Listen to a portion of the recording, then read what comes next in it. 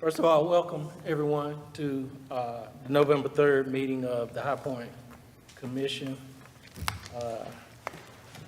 working on reparations. We're going to now have a moment of silence.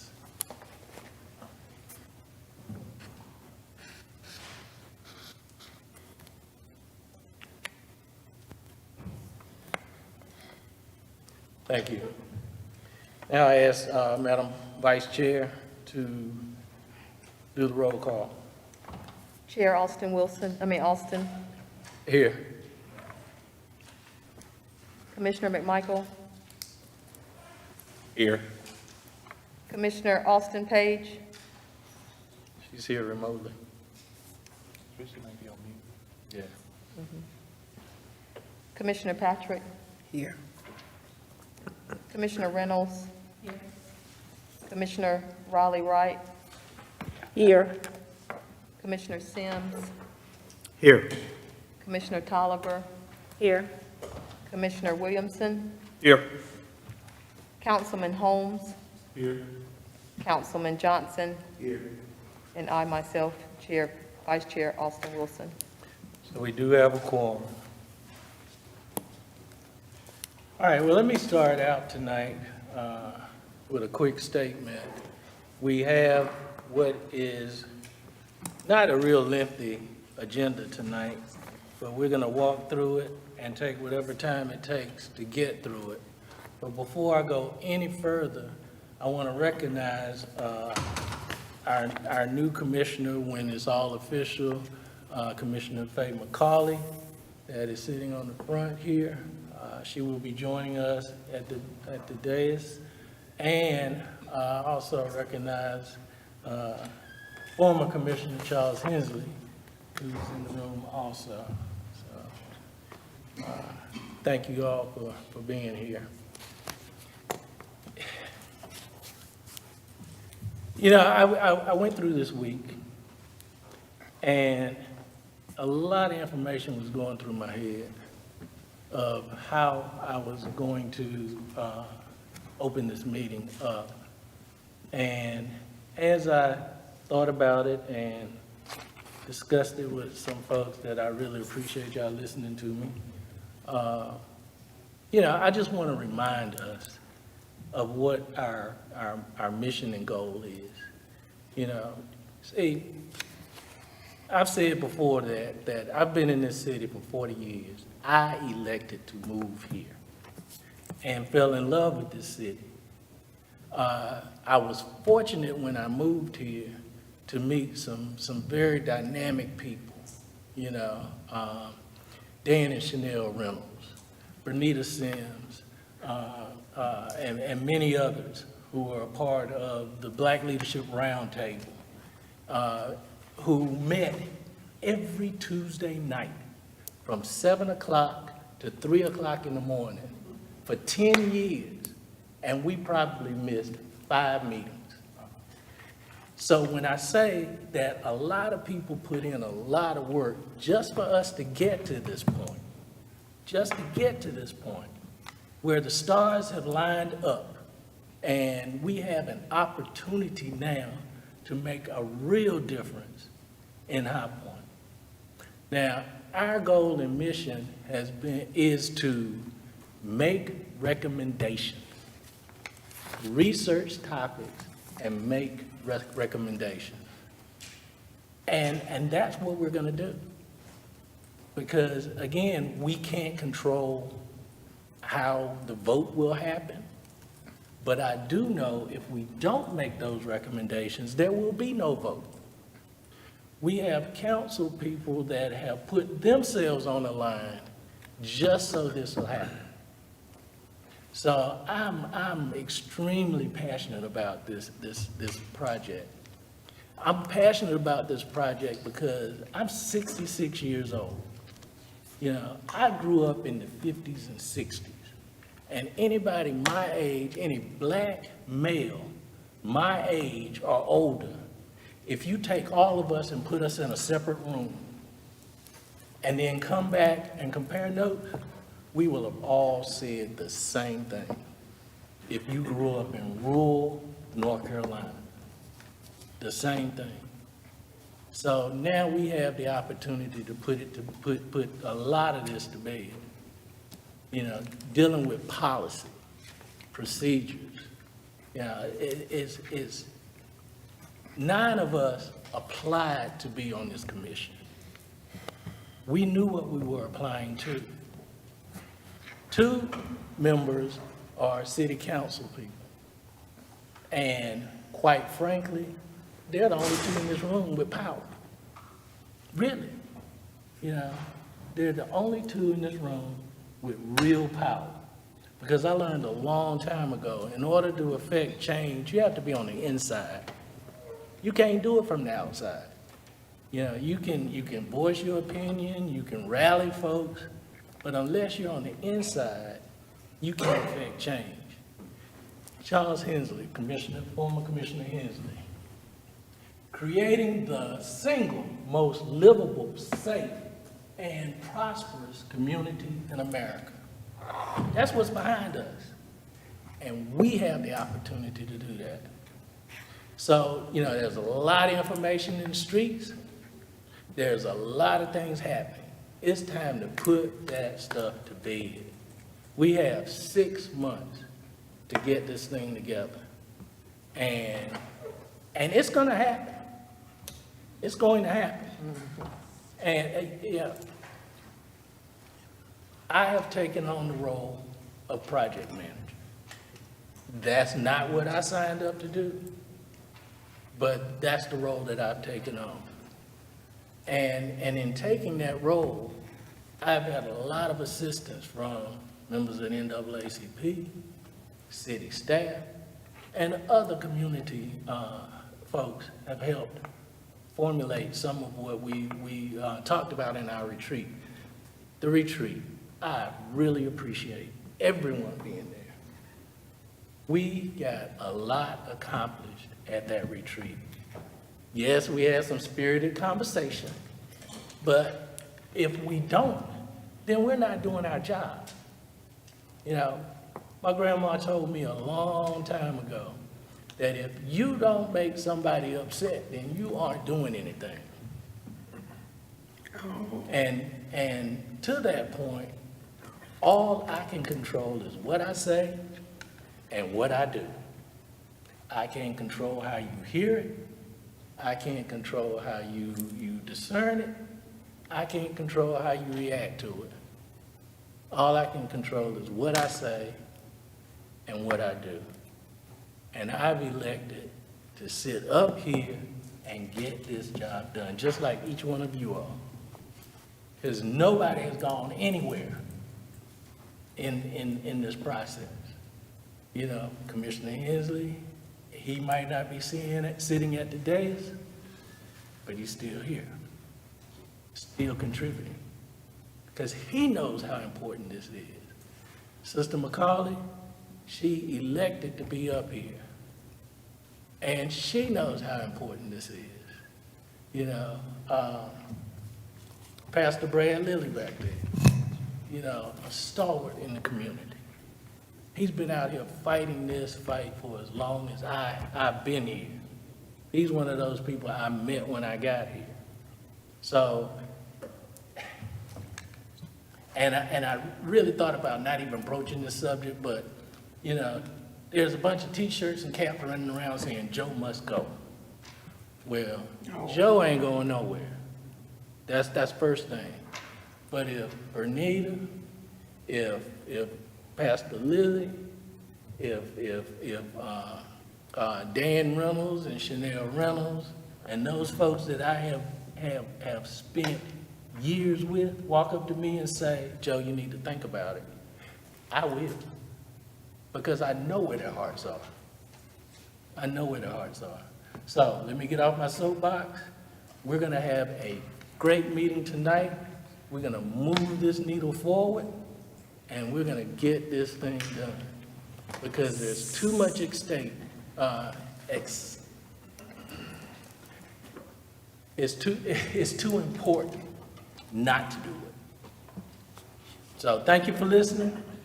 I'll be my quiet self, as I always am. But I appreciate you. I really do. So moving down through the agenda, you each have a copy of it. Yes. And we're going to follow the agenda as it's written, with one exception. Our facilitator, Mr. Rashford, would like to say something, so I'm going to give him the floor. Thank you, Chairman Austin, and actually, you have already just echoed some of the things that I think that I want to say to you all. After listening and hearing about some of the things that have been going on with the commission over the past several weeks or even possibly months, I got to a point where I felt that I needed to say something to you all, but I just could not figure out what it is that I wanted to say. This past Sunday night, I was channel surfacing, and I came across an old show that I had seen many, many years ago regarding the civil rights movement. And many of you, I'm sure, will be familiar when I use this term because you have seen it or you have heard about it. And it was the show about keep your eyes on the prize. Keep your eyes on the prize. And I said, that's what I need to talk to them about. That's what I need to talk to them about. So I set out to write down what it is that I wanted to say, and I'm going to share that now. I've been doing this type of work for a long time, and I have done some things in the past that have gotten me in trouble, and this might get me in trouble, but that's okay. I like to think of it in the way that John Lewis thinks about trouble. It's good trouble. It's good trouble. So keep your eyes on the prize was sung during the worst times, during the height of the civil rights movement, when segregation and its supporters had beat down bodies and beat down optimism. It was adapted from the hymn, Keep Your Hand on the Plow, by civil rights activist Alice Wine in 1956. Keep your eyes on the prize means to continue thinking about or giving attention to something that is really important to you and the people that you care about. It means that you should keep your attention on what you are trying to achieve, even when it is difficult and when it is hard. It means to stay focused and not allow infighting and petty arguments and disagreements lead you astray. It means that your ego, the fact that you may be credit-driven and think it's all about you, or the fact that you may think you know more about everything than anyone else, can become a barrier to achieving your ultimate goals. These are distractions that will prevent you from getting justice for your fellow citizens and residents in High Point, North Carolina. When you take your eyes off the prize, you become your own worst enemy. Keep your eyes on the prize by thinking about why you volunteered to do this work in the first place. I believe all of you are here because you are committed to doing the right thing and getting it right. You all are very bright and ambitious individuals who have always had your eyes on the prize. Please don't allow yourselves to get in the way of something that has the potential to change the lives of your brothers and sisters of High Point, North Carolina, for generations to come. Something that has the potential to be great. Pay attention to the situation and watch the prize at all times. It should never leave your sight. Barack Obama became the 44th president of the United States and the first African American to hold that office, in part because despite the many distractions, the naysayers, the non-believers, the backstabbers, and the attacks to shame and blame him and his family, the attacks upon his personal character, he never took his eyes off the prize. And I ask the same of you. Remind yourselves that it is the other person's loss if they don't want to be around you. You bring value to their life and they will miss out. They also bring value to your life. Seek out relationships that build you up instead of tearing you down. You are worthy of being around people who see the worth that you see in yourself as well as their value. Please, please, keep your eyes on the prize. Thank you, Chair. Thank you. Thank you. All right, so moving down the agenda, May I be recognized? yes, you may. The chair recognizes Hello, Commissioner. this is Commissioner Page off-site. Unfortunately, I'm sorry I couldn't be there tonight. But I did want to acknowledge, things that have happened. And, I'm sure we won't have a full, discussion of that. But I do feel like I am a commissioner that has had my eyes on the prize since the beginning, and I have been penalized for that.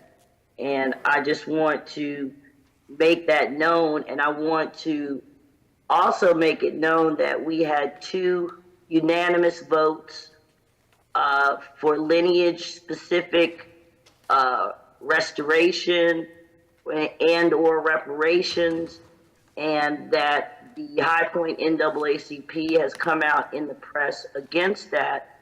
So I just want that on record, particularly given that you just, as Chair mentioned, how closely you're going to be working with them.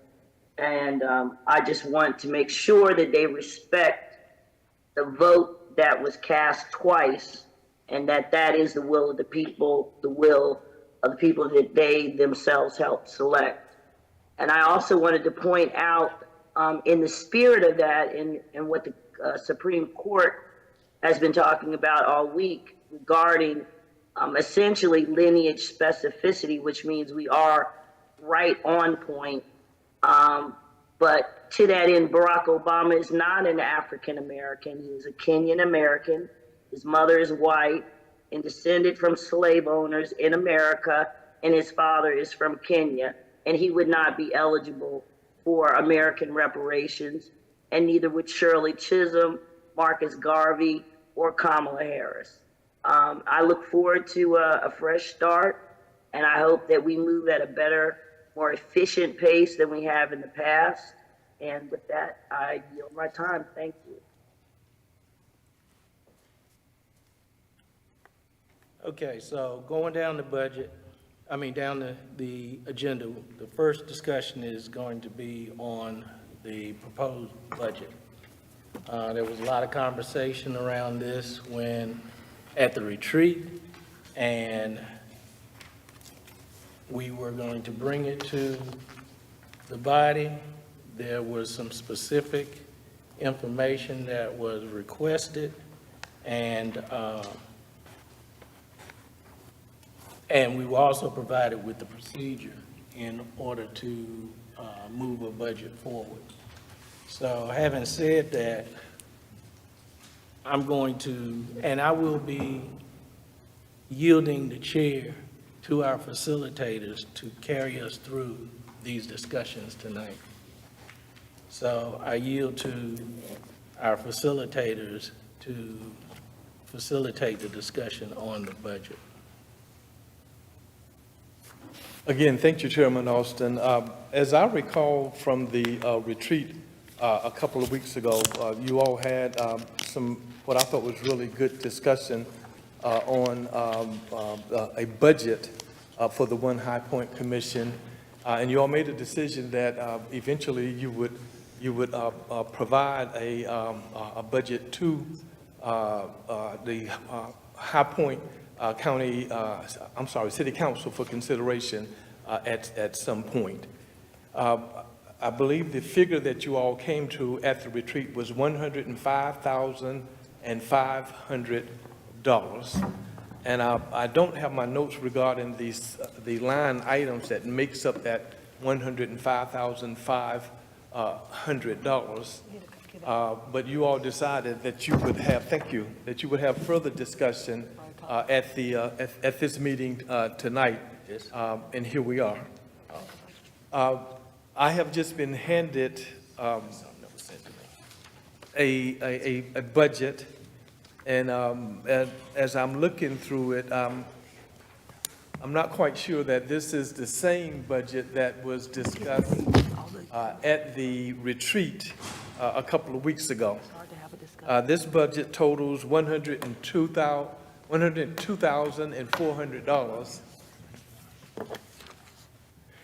All right, excuse me, I'm requesting. Mr. Ratchford. We're providing each one of the commissioners a copy of the revised budget that was submitted to me, the chair. Okay, so this is a revised budget. It's not $105,500. It is now $102,400. Yes. And what you all have here is, Excuse me, Mr. Radford. yes, sir. Question. Has Commissioner Austin Page, who is remote, has she been providing this? Yes, she sent it to me. She, at the retreat, she was asked to review the budget and provide us with the business case on each one of the line items. Tell who she is, because they don't know who she is. Oh, Commissioner Austin Page was the one that provided it to me. Okay, so the budget that you have for you all has 8 line items here, starting with the community education on High Point resolution and recommendations. And the request is a request of $18,000, which includes $11,000 for a documentary film. You have a cost for professional services, specifically a project manager.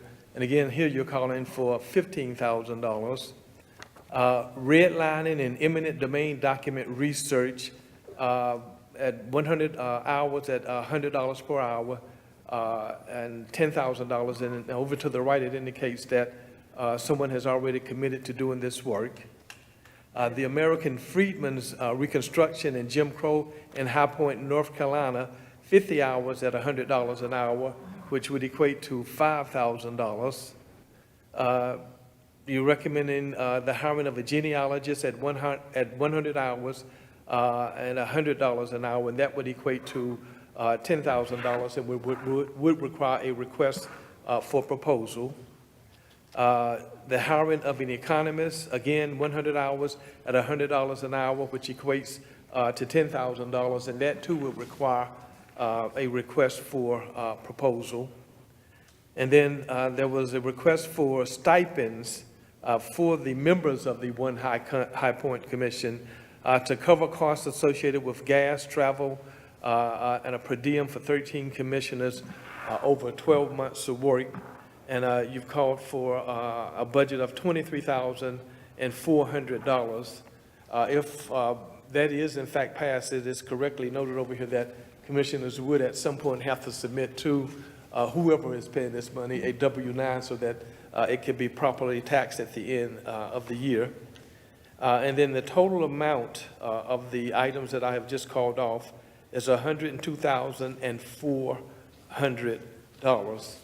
When I started to talk, I had mentioned that this was different than what we had, than what was discussed at the retreat.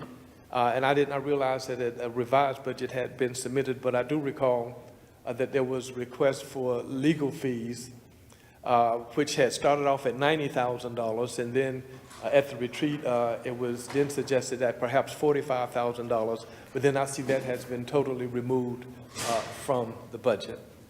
And so again, what you all have here are these line items. You have some justification for them. You have the specific amount and who might end up doing some of the work, or a method by which some of the work will be done through a request for proposals. And Chairman Austin, I would assume that you would want to open the floor now to see if there's any feedback, any additions, any suggestions or ideas from the members of the commission. So has each commissioner had an opportunity to review what's in front of you? This is Commissioner Riley Wright.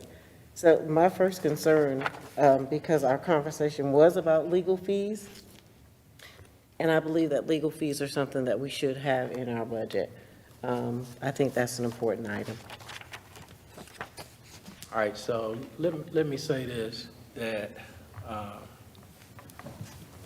when presenting the budget and for consideration of the line items that are on the budget, you know, one of the requirements, which has been satisfied, is that a business case is written for each line item, justifying the line item itself. Also, if you have to be aware that the process for approving the budget and, if approved, hiring the folks or satisfying the line items in the budget, it has to go through the procurement process with the city. Okay? First, it goes through finance, the finance committee, they review it, and then they vote as to whether it moves forward or not. So that's the process.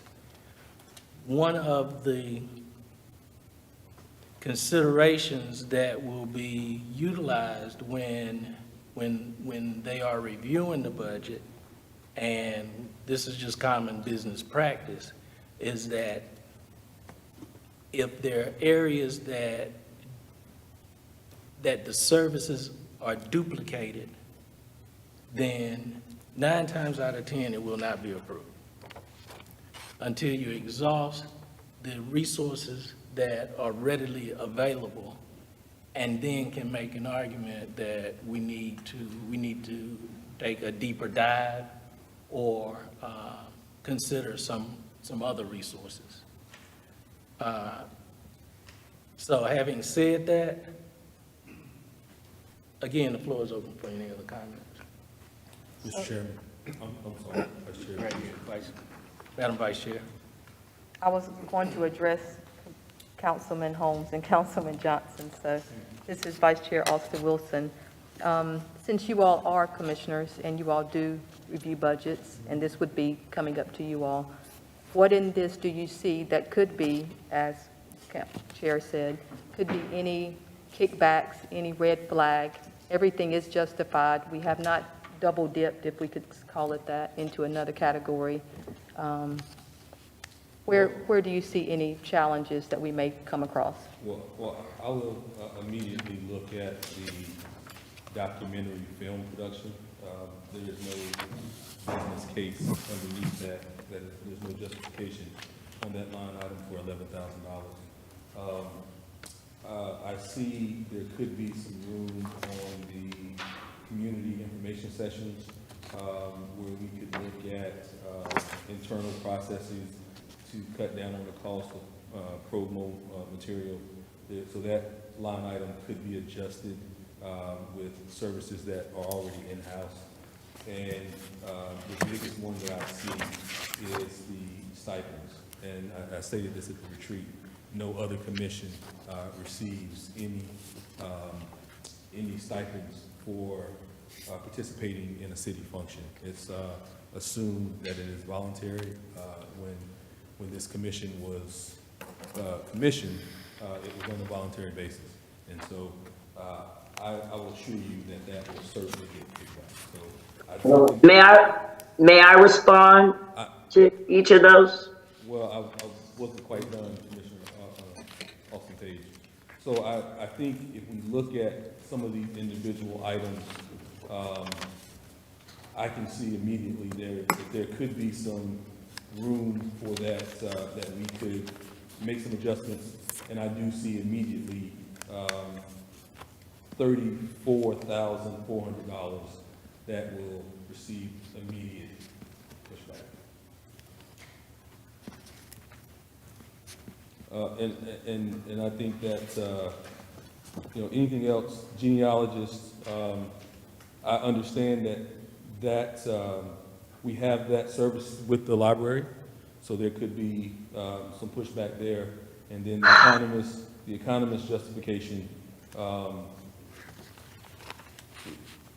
The economist justification, I think, maybe, could be fine, if we make a case for that. But when we're talking about duplicative efforts and, resources, genealogists, would probably be, brought up about having that ability to do that at our local library. And our So- local library does say they're very limited with the resources from the Black community that they do have. Well, So that was, and I think. And may I respond to each of the justifications for the problems that you pointed Commissioner out? Page, I will recognize you. And that's what, and I think that's part of, finding the budget and seeing what the capabilities are. And these final numbers will reflect what the capabilities are. I mean, as, to Commissioner Riley Wright's point, if we do need legal services, we do have the in-house legal department that can support, any efforts that we may have. And so, rather than, crafting a budget, let's see where the capabilities are for our internal processes. And then if we find that it exceeds their capabilities, then we can make budgetary adjustments at that point. But I think before we submit this, we need to ask those pertinent questions and get final numbers. There also are some subject matter experts that have been identified in our policy directive that we do not have numbers on. So I think we also need to know that before we submit a final budget number. And so I think the due diligence can still be done before this final number is crafted. But to answer your question, there are, I think, 3 areas that will receive pushback once submitted to finance. may I respond to you? Yes. Now, for the stipend is that we were offered to use Asheville as our role model. So as we met with Asheville and heard how they rolled out this is a model that we're going to try to take, not just in High Point, we want to take this model across the country. So as we do that, we do look at our counterparts in our other states that have done this prior to us. They do have a stipend. That is where we got that from. None of the commissioners even asked for that. That is something that we mocked or mimicked from Asheville themselves. The budget, that is something that Asheville has over 2.5, plus they just matched it to another $2.5 million. Here we are asking for $102,400, and you're saying we're going to have pushback.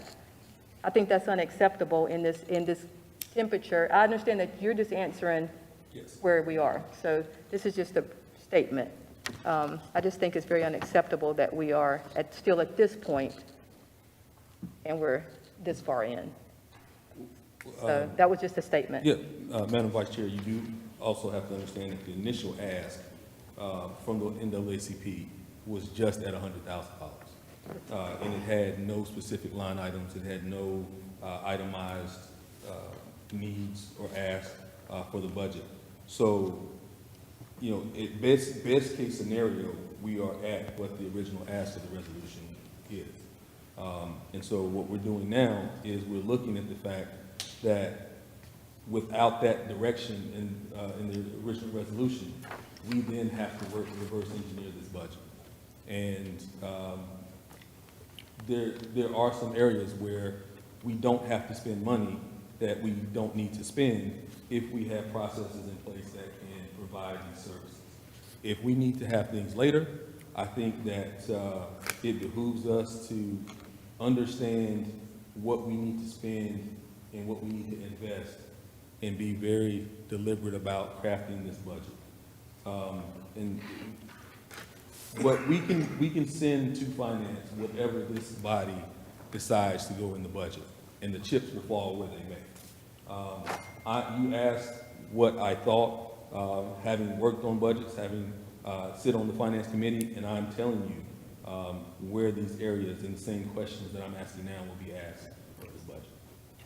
So please be prepared. Thank you. So having heard that, and the important piece is that this body can determine what goes up. Now, we can't control what happens when it does. So, we're at the pleasure of the body. in crafting this budget and determining whether it's submitted to the city or not. But let's also understand that there are a couple of other areas that we're working on to find out if there are costs with those subject matter experts also. We should be able to lock that down in the next week or so. Commissioner Page is holding. Commissioner Page, you have the floor. Thank you. I'd like to respond to the concerns about the budget. And so starting with, of course, the legal coverage or legal fees were taken out. That was just a terminology. And also we were told that, the city would provide, I guess, whatever legal services that we might need. And so what's left is that research line there.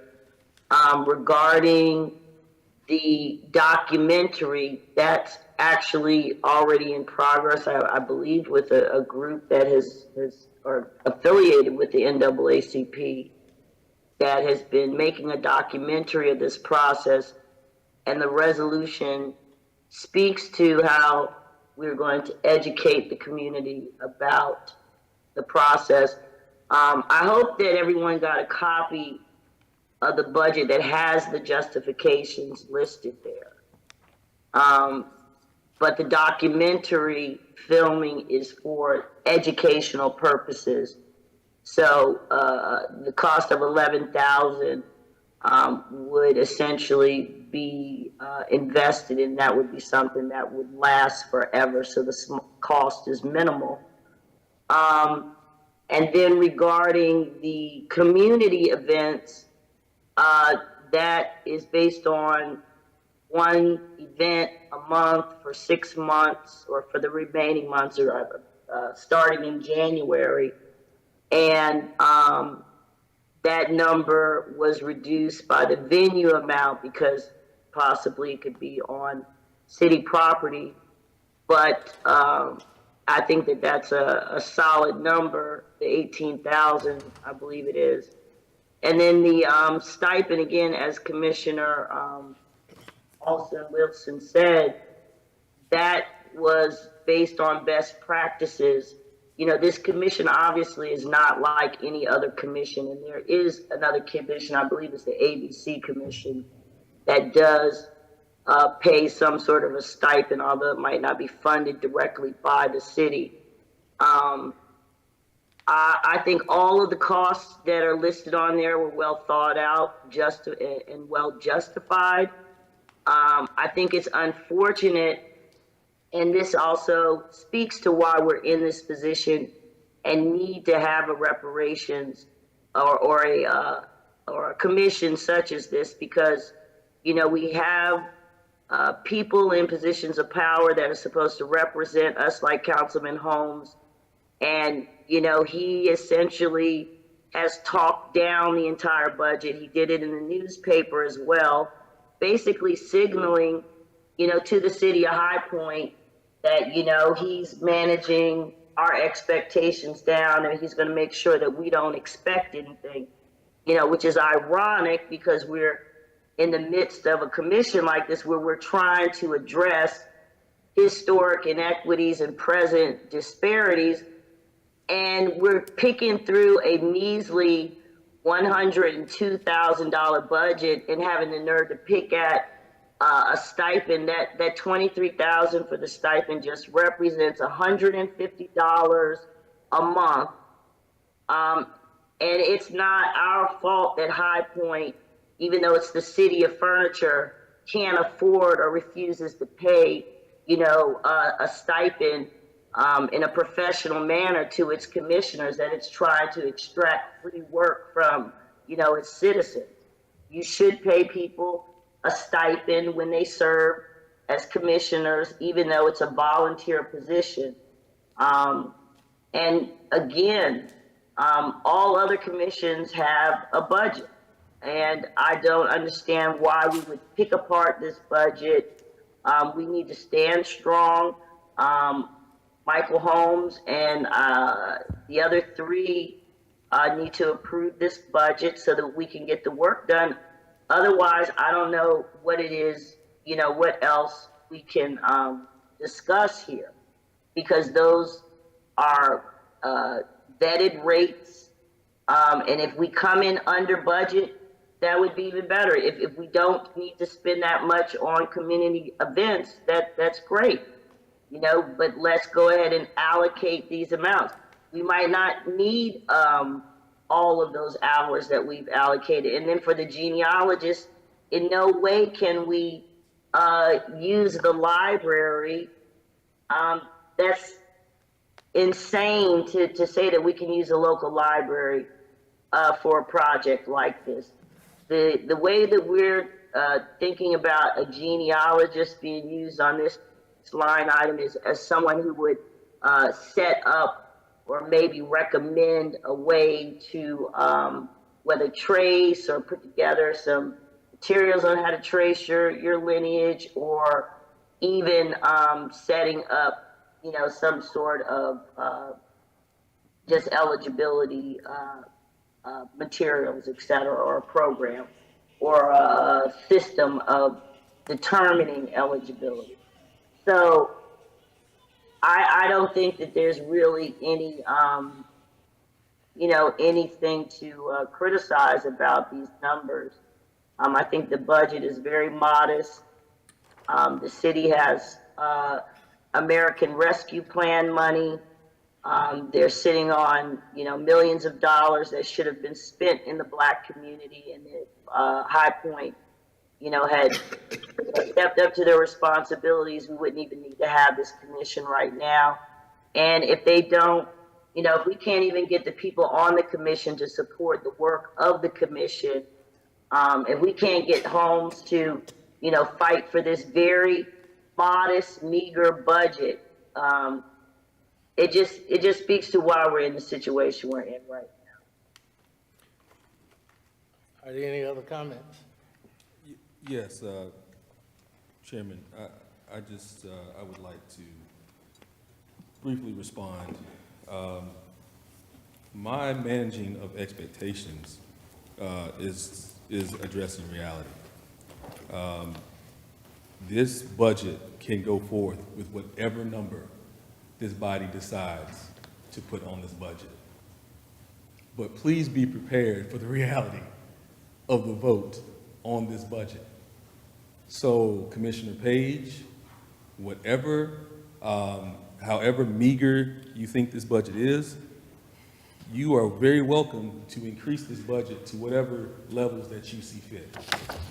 And then the expectations, I won't have to manage those, because then it will go to council, it will go to finance, and then it will go to council, and the vote will be what it is. And so at the end of that, Can we depend on you to fight for us? Working with a budget, The lobby for or we us. will not be working with a budget. So what I'm trying to do is establish a realistic, working financial support for this commission. And looking at this budget, the vice chair asked me, what do I think would receive pushback? Was it? Yes. I did not dismiss any line item out of this budget. Every I pushback you have will be in the highlighted- papers I tomorrow. simply highlighted what I felt would receive pushback and would not receive a favorable recommendation from the Finance Committee and from full council. So nothing I have said, I have not made a single recommendation to have anything stricken from the budget. I've spoken plainly and clearly about where I feel this budget would end up if put to a vote. If I was on your committee on the city, I would feel very comfortable in striking down this budget after hearing you talk. And I'm sure it'll be in the newspaper tomorrow. Pat Kimbrough will quote you just like he did before.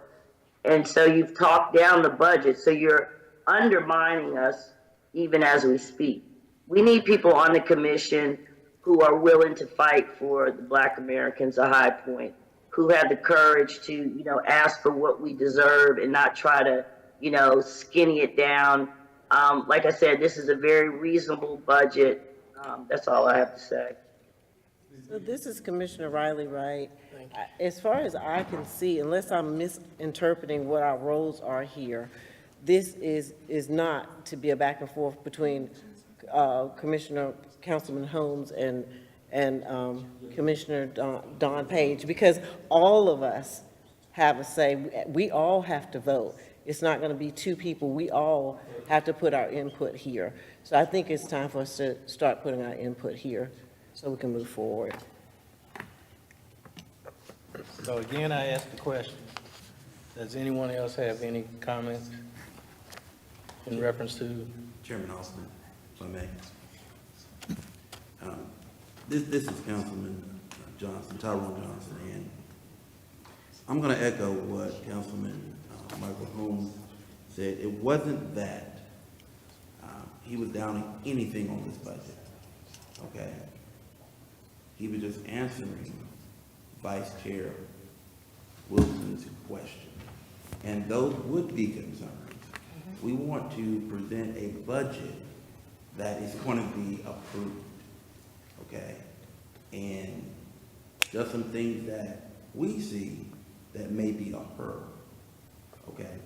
Why send or submit a budget that we know more than likely those concerns are going to be brought up and it's going to be voted on to where it won't even make it full council?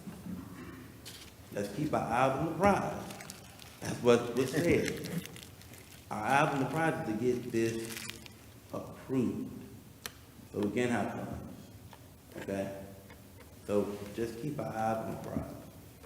Keep our eyes on it. Chairman Austin, this is Commissioner Sims. I'd like to call for a vote on the budget.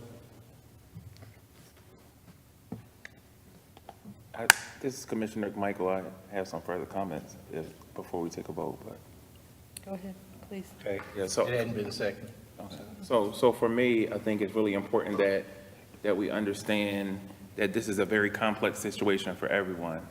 And while there are a lot of things that make a lot of sense, we need to be able to get work done.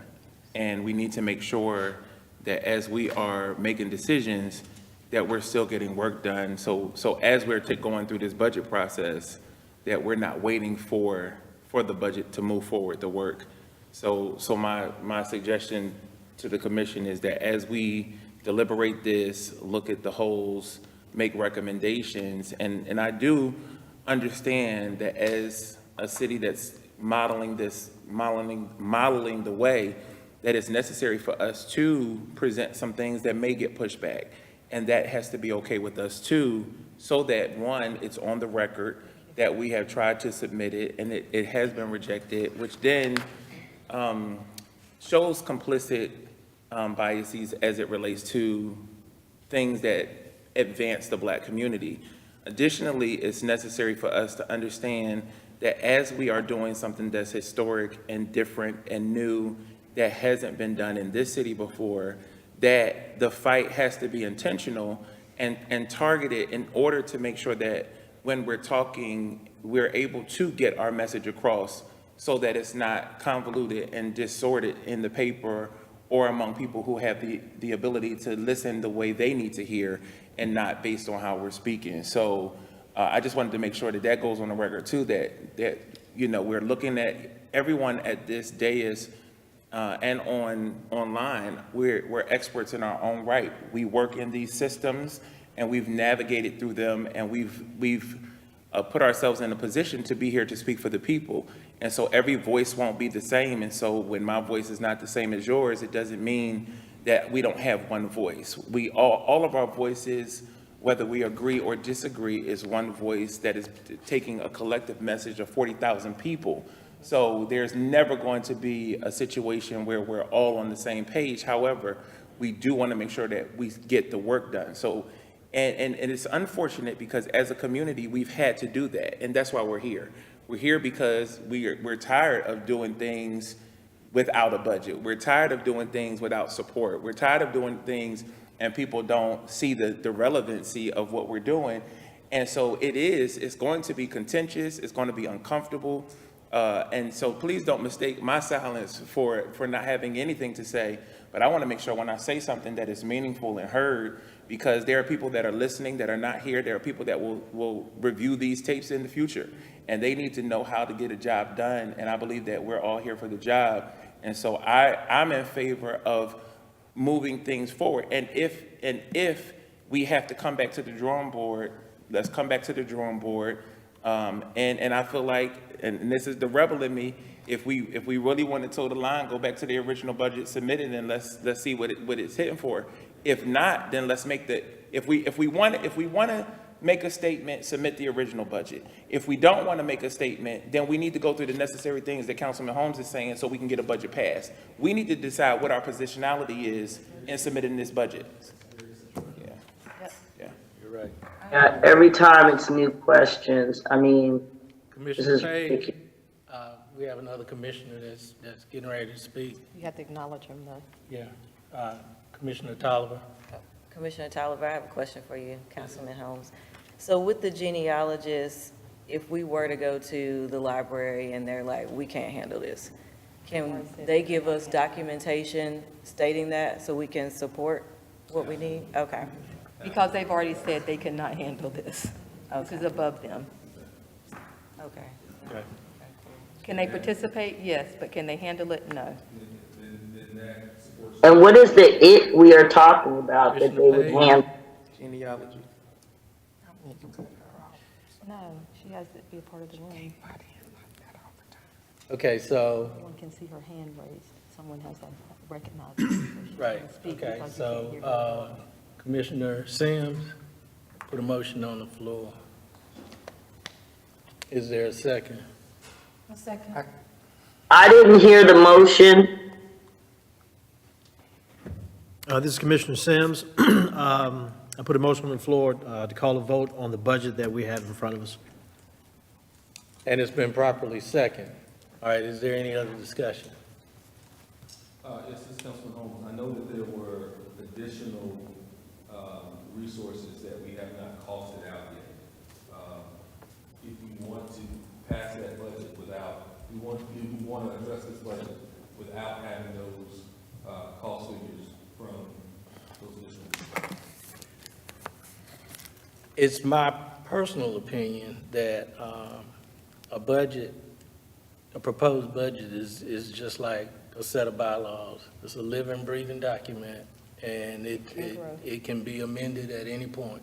So if the commissioners have agreed to pass this budget, then, I mean, that's what it is. Okay? Any other discussion? Can we have some more information? Because I see one that I have a question on, the other one that I have a question on was, and I'm sorry, this is Commissioner Riley, right? And it's about, so there is a local group, is what I understand from looking at this, that has been identified. Can we know who the local group is? Where is that at? What That's the line? documentary. The documentary, I'm sorry, Okay. not clear enough. So who did the budget? Commissioner? I believe that's the NAACP. Yeah. What is the name of the film documentary production company that we will use, local company? What is their name? I actually don't know. I believe it, well, the director, I believe, Commissioner is Sims, do Thomas you know? Scott. You were on the budget commission. You or I Commissioner? believe Reynolds? it's Thomas Scott might be the director. This is Commissioner Sims. I believe that may be Virtue Media, Virtue. Thank you. which is not directly affiliated with the NAACP. They are separate from the NAACP. Okay. So it would be Virtue Media. I'm assuming, I'm not sure. No, you're right. That is, I just didn't know the name. Thank you. This is Commissioner McMichael. It seems to me if we're going to have a line item on a budget, we should know who the company is, and the uncertainty is questionable. This is Commissioner Austin Wilson. The documentary people are in the room. They come to each Yes. meeting that we have, and they're in the back now, and they record each time that we're here. So they've already started. It would just be that they would be the people that we pick, since they've shown their commitment, and we would have to vote on that eventually, or however that looks. But they are the people in the room right now, Okay. because he just said virtual media and Thomas Scott is standing in the back of the room with the camera. That's a certain answer. Thank you for that. Thank you. Okay, any other questions, concerns? You ready for the question? All in favor, say aye. Aye. All opposed likewise? Nay? Nay. Can we get a show of hands? All in favor, raise your hand.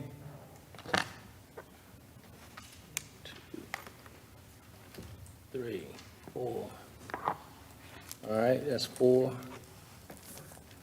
And all opposed? 2, 3, 4, 5, 6.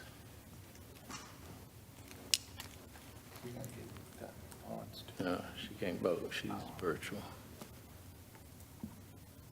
Can you hold your hands up again? Make sure I got everybody. 1, 2, 3, 4, 5, 6. So are we back to discussion? Yeah, the motion fails. And we have all of those, each of those votes recorded by person. They can be. Please, yeah, I would definitely like a record of that vote. Who voted yes, who voted no? Thank you.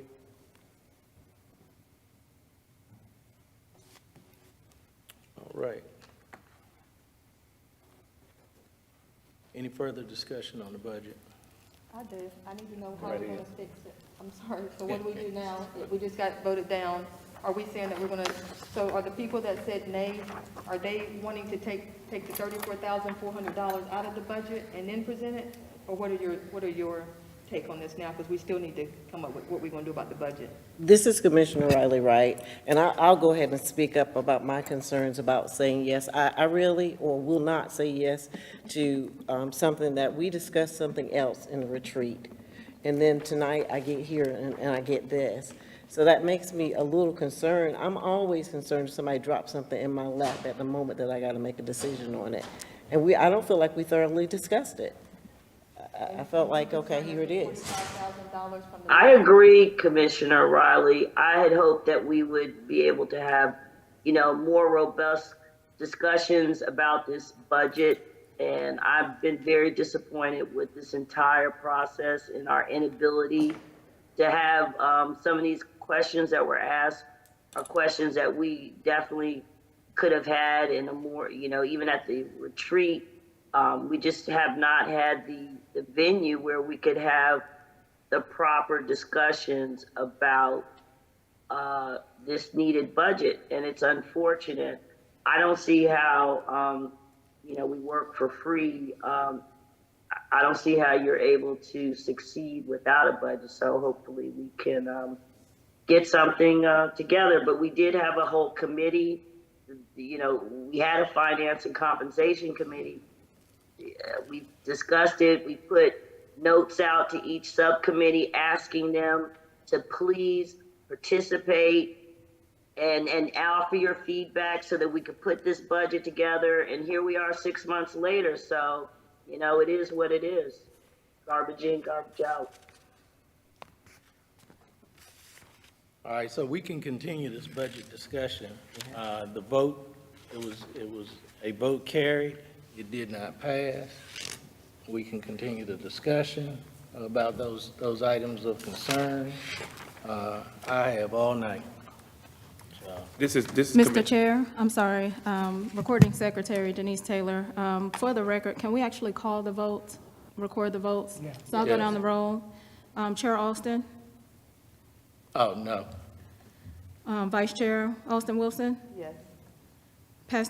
Commissioner McMichael, no. Commissioner Patrick, Yes. Commissioner Reynolds, Yes. Commissioner Sims, No. Commissioner Tolliver, Yes. Commissioner Williamson, Yes. Councilman Holmes, No. Councilman Johnson, No.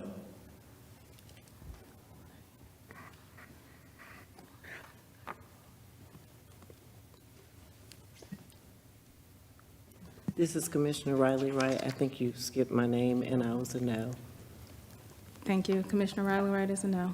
So the motion does not pass by a vote of 5 to 6.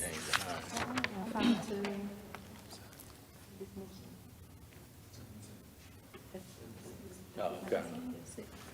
This is Commissioner,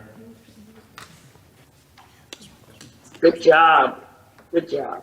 this is Commissioner McMichael, and it would be important for us to hear from all commissioners. I know some of us have been more vocal than others, but as our commission is to work together, it would be helpful to get some feedback on your positionality. And since we're recording yes and no's, I would like to know details about what's in your head about the budget, the proposed budget, and how we can work together to figure out a budget that we can pass. As I stated before, for me, it's important to have some clarity in terms of what is our position in submitting the budget? Is it just to hurry up and get some work done?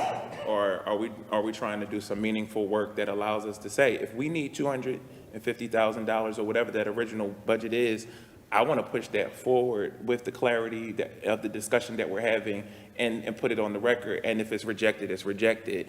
I don't want to put us in a position where we're just saying yes to yes or no to no and don't have any feedback for those things. And so as uncomfortable as it is sometimes, we just have to put our thoughts into words so that as this is being recorded, as it's being documented, that those who are going to be a part of this conversation as we move forward with involving the public, that they understand where we stand as commissioners on this commission. We might just go down the list then.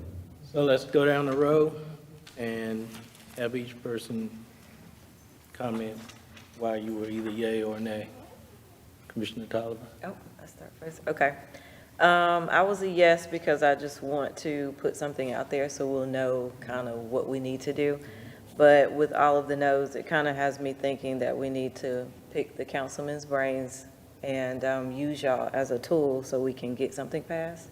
I would like to know the details of like, what are we spending $11,000 on for the documentary? Like exactly, is that photos, videos, like dates and everything, how much that costs? And really just why the other folks are charging what they're charging. Like I want to know the details.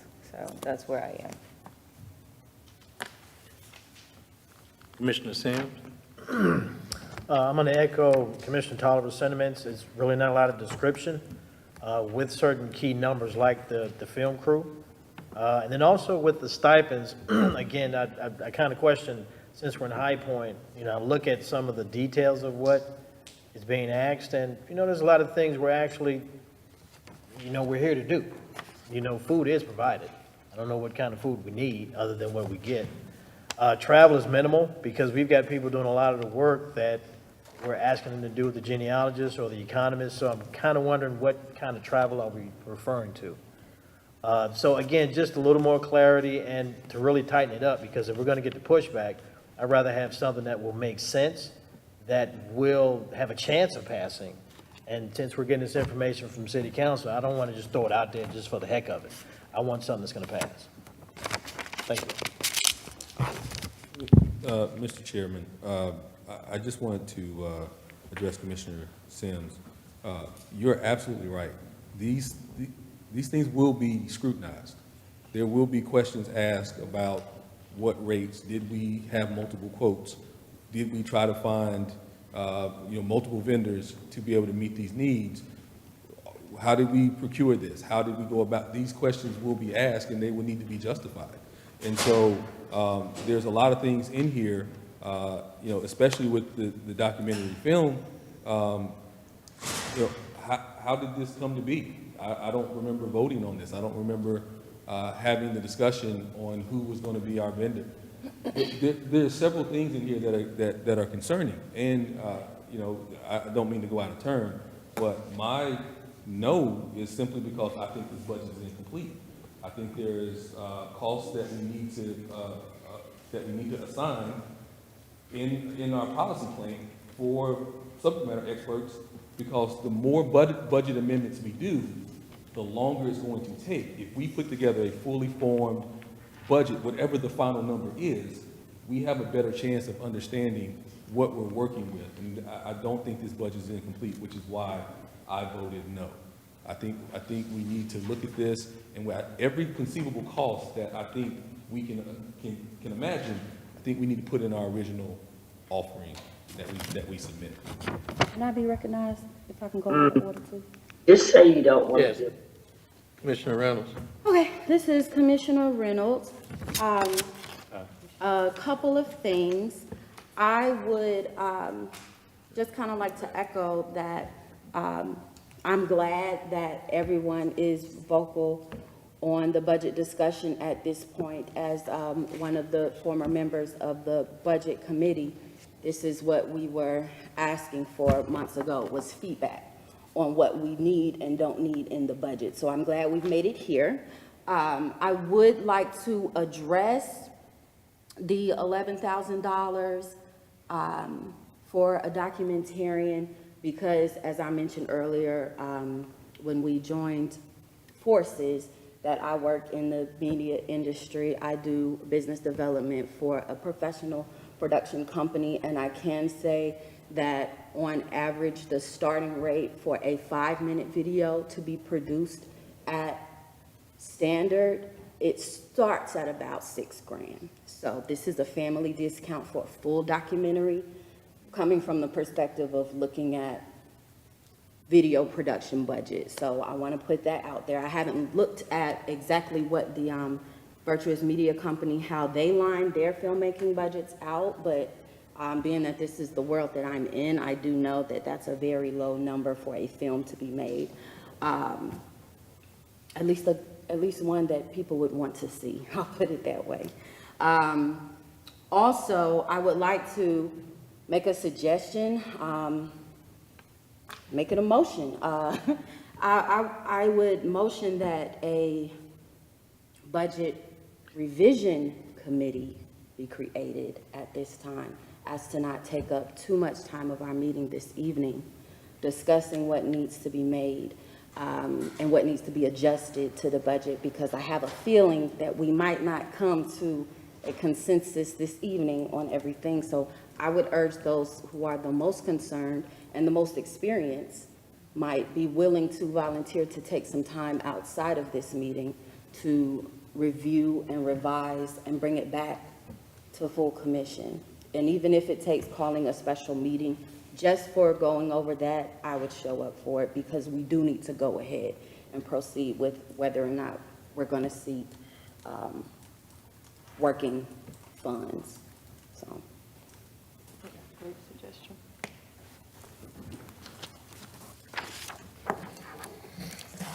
All right, so since we were in the midst of, and we'll hold your motion, Okay.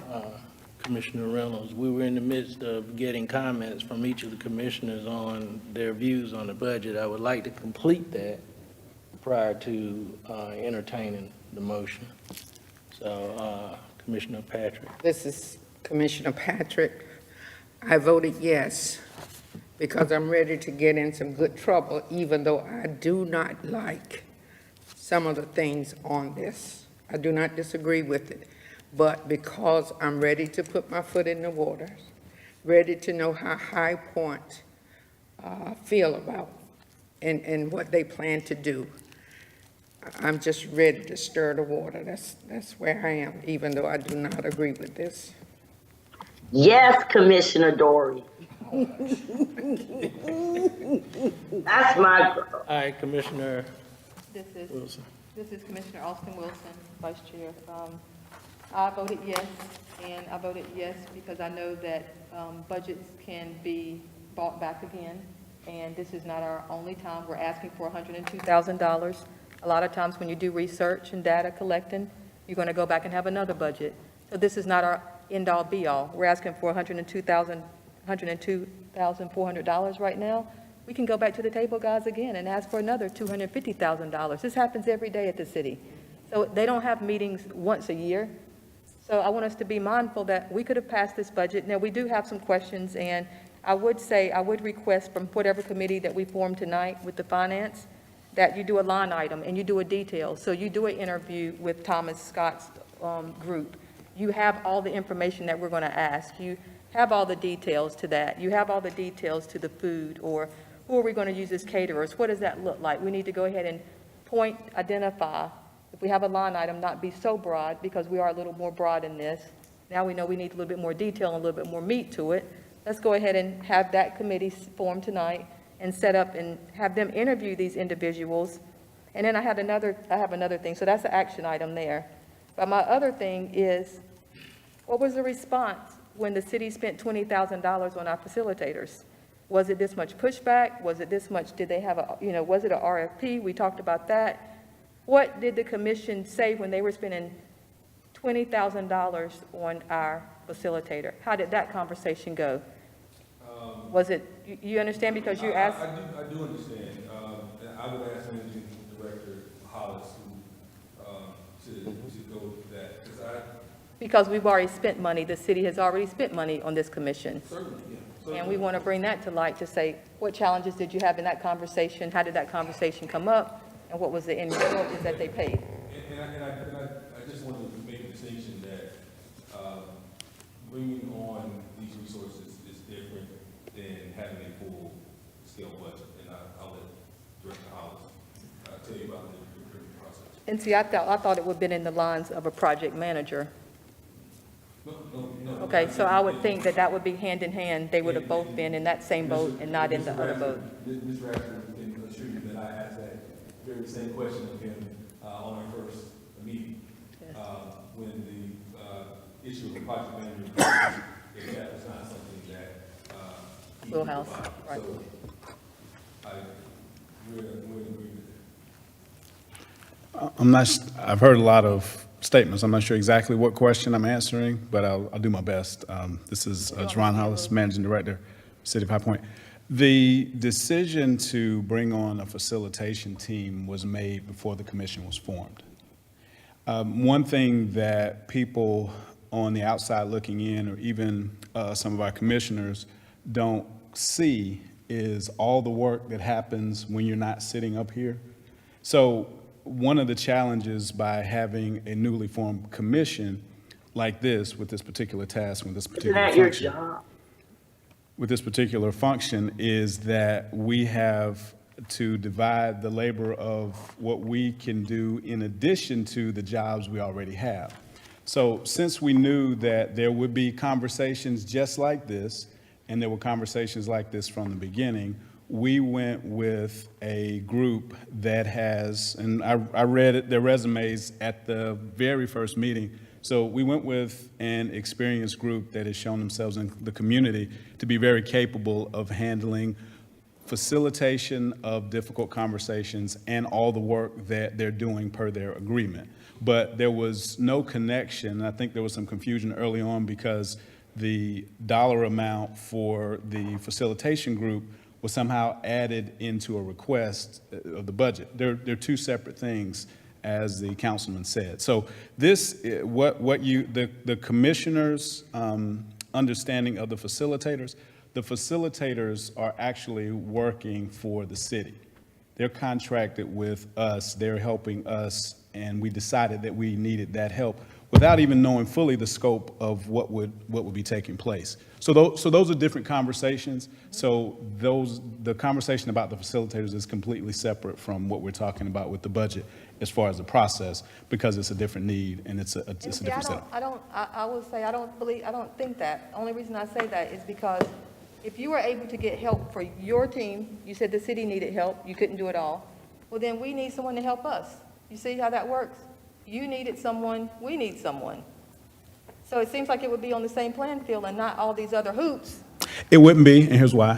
One reason that would be different is because when we talk about a facilitation process, we are actually looking at professionals, we are looking at a specific service, and we're looking at something that there is a mold and there's a pattern for.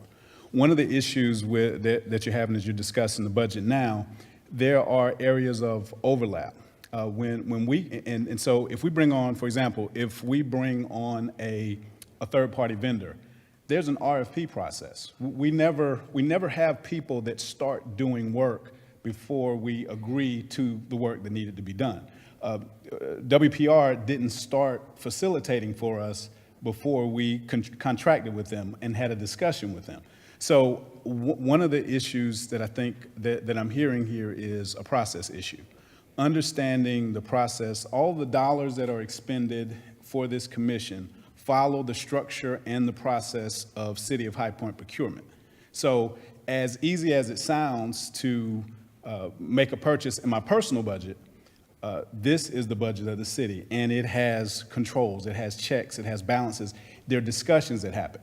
So for every dollar that you see that's spent, whether you see the city buying one thing or another, there are rigid, there are structured conversations, and there are discussions about how those are going to be set, and there are cost savings that are established. And that's what's missing in some of this discussion. And can we appreciate that we have a group of citizens who are expected to carry out functions just as you just described is a prime example of just the city dereliction of its responsibility. The fact that it would rely on citizens to do the level of due diligence and preparation for a budget is absolutely ridiculous. Absolutely ridiculous. Almost everyone on this commission has a full-time job, and you're asking us to do your work for you. You're telling us that this commission is a burden to you, even though it's part of your job description. It took us 4 months to get 4 copies of the California report. So this is, this is just a bunch of bureaucratic hoop jumping. I mean, the point is if we needed to go through all that, we don't have the time to do all that and do the research work for free. But that's what you're trying to do. You're trying to run the clock out on us. That's essentially what's happening. Because otherwise, your department is the one that should prepare the budget. We've provided it to you. It is your group that then needs to go and do the detail work for the budget. This is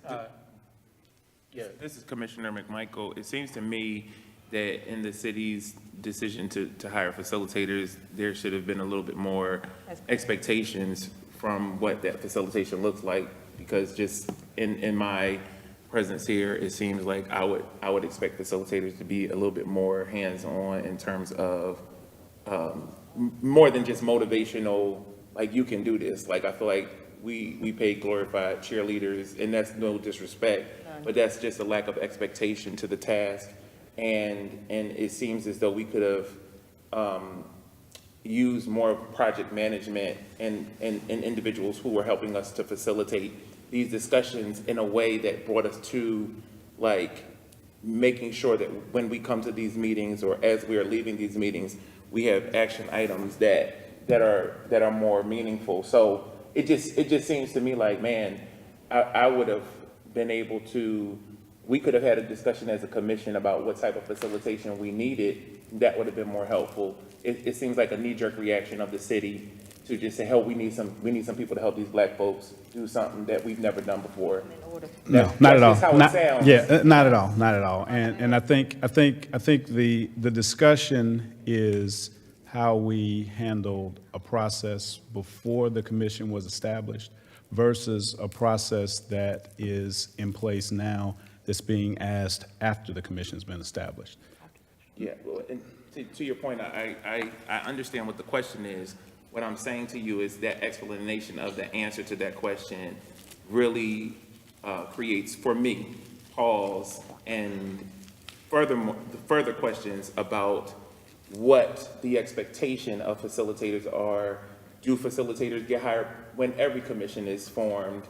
Is this one that was just, an exception was made? So to my point of a no, this is the kind of discussion that I think is helpful as you're creating a budget, to understand what we're really able to do as a commission and understanding the processes of procurement and what happens prior to. So while I may not agree with what's being said or even fully understand it, it's helpful for me in understanding why I initially said no. So I appreciate the comments regardless of how they feel. Our task is not to be budget analysts. Page, we're, Commissioner Riley, right? Commissioner Riley, right? So, yes, of course, I think I started out with my reason for my no, and my reason for my no was the lack of information. And the fact that this was not the budget that we discussed during our retreat, and to be handed something at the beginning of a meeting and say, hey, this is the budget we're talking about today, y'all gonna vote on it. No, I can't jump on board like that without enough information and say yes to something I'm not clear on. Thank you. Commissioner Williamson? This is Commissioner Williamson. When this commission was built, it was built with the hopes of us creating something to build a community. So if we were tasked with coming up with processes, coming up with ideas to help the Black community, my thoughts is we should have had those tools to begin with. The reason why I said yes is because we've been working without those tools for so long, in about 6 months, that we need something to say that this is what we need, and let's test drive it just to see if it works. If it doesn't work, then we could amend it. So, but it just seems to me that with us going this long without a budget,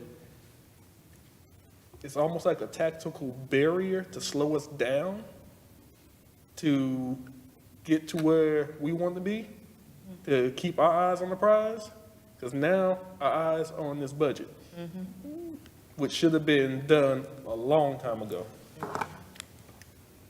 You can't build a house without tools. You don't pick people off the street and say, build this house with what? I don't know, you figured it out. So Okay. this is Commissioner Riley, right? I kind of want to ask another question, because we're having all this discussion about a budget. And I think another thing in the retreat was we asked about where there are funds available. So we're having a discussion about a budget that it sounds like we don't have funds for. Or the city, is there actually a budget or an amount of money that the city is going to present to us? Because if we're having a discussion about a budget, and I thought I heard or understood there were no funds set aside, and if I'm wrong, please correct me. If there are no funds set aside, why am I doing the budget? Can the city just tell us how much money they think they want to give us, and then we go from there? Is that an option?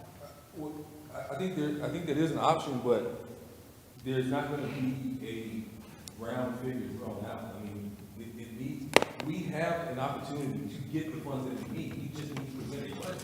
Okay. Whatever that number is, I think what we're doing here is we're creating this air of self-defeat. It is our jobs as a commission, every other commission, when there are things needed, they request those things. They put it together in a request for the city and they submit it. This is no different. We have in front of us an opportunity to submit with line items and justifications a budget. We can do that. The facilitators had no idea what resources that we needed. It was up to us to tell them. So for us saying that we've been working without a budget, whose fault is that? That's ours. It was up to us to say, these are the things that we needed, and this is how much it's gonna cost, submit it to the city, and we have not done that. Okay, so right now, Every time we say what we need, we get this same song and dance. So now here we are with the opportunity to create a budget and submit it to the city and get funds. So yes, Commissioner Riley, right, yes. If we request a budget and it passes, we will have funds. But it will not just be, we're gonna have a pot of money for this commission to operate. No other commission operates that way. No other entity in the city operates. Well, no other people And for were clarification, that was enslaved in our definitely own not my reparations, expectation. so it stands to reason that we're. And I'm just clarifying that yes, if a budget is submitted and it passes, funds will be available and will be applied to this commission. We just need to agree. Let's just what go ahead and Okay, form. so let's do this. Let's do this. A motion was on the floor to create a committee to go back through what is being presented. My thoughts are to carry that motion and set a timeline of what's reasonable, a week? Do what? 2 weeks at the most. Everybody else. That was my thought, that I just shared. All right, so Commissioner Austin Wilson said, let's do a week Let's just, and come back with the budget. Let's bring the group back together. We can, discuss it more and pass it up or down. From the very beginning of this conversation, it was, if this group passes this budget, we're gonna submit it. It didn't pass. Correct. So, there's a motion on the floor to create a committee to review it. I second the motion. All right, it's been properly moved and seconded. Are you ready for the question? All in favor, say aye. Aye. All opposed likewise. Nay. Motion carries. Who wants to be on the committee? So now let's set up the committee. The one-week committee? I will be on it. It's one- Commissioner Austin, can I make a suggestion about the Yes. committee? Everyone should be on the committee. That's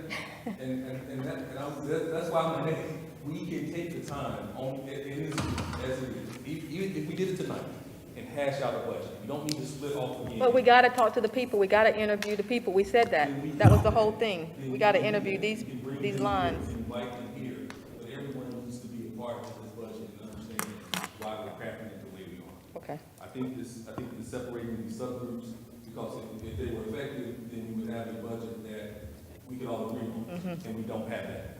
So I think splitting off the commission, continuing to do that, has not worked for us.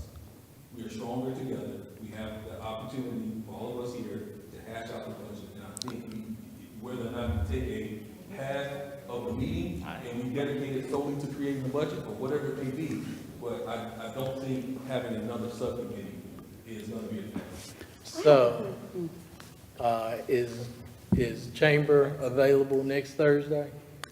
We can check the availability of the chamber. Mr. Chair, one thing from the budget standpoint and from the staff perspective, I think the one thing to keep in mind is as we have these conversations with these vendors and some of the folks, some of the questions that we're getting are for clarity. So our hope from a staff standpoint is that at the end of this meeting, there's enough collective clarity from the commission so that when we're asking people about the scope of what support they'll give on particular projects, on particular subject areas, it's been clearly defined. To this point, from staff perspective, there has not been a clearly defined set of asks from day-to-day processes, from the challenges specifically of which areas of focus is going to be on work. So it's hard to pull together people to do work without clear direction collectively from the commission to Councilman Holmes' point. So what will be helpful for us as we move forward talking to subject matter experts, in addition to this conversation, would be to have some collective clarity from the commission so that we can definitively decide which asks we have and that people that are going to work know the exact scope of what they're doing. May I respond to that bit of censorship that I feel like the city is layering on, or Mr. Hollis just layered on there? It sounds like, once again, just more obstacles. He says collectively.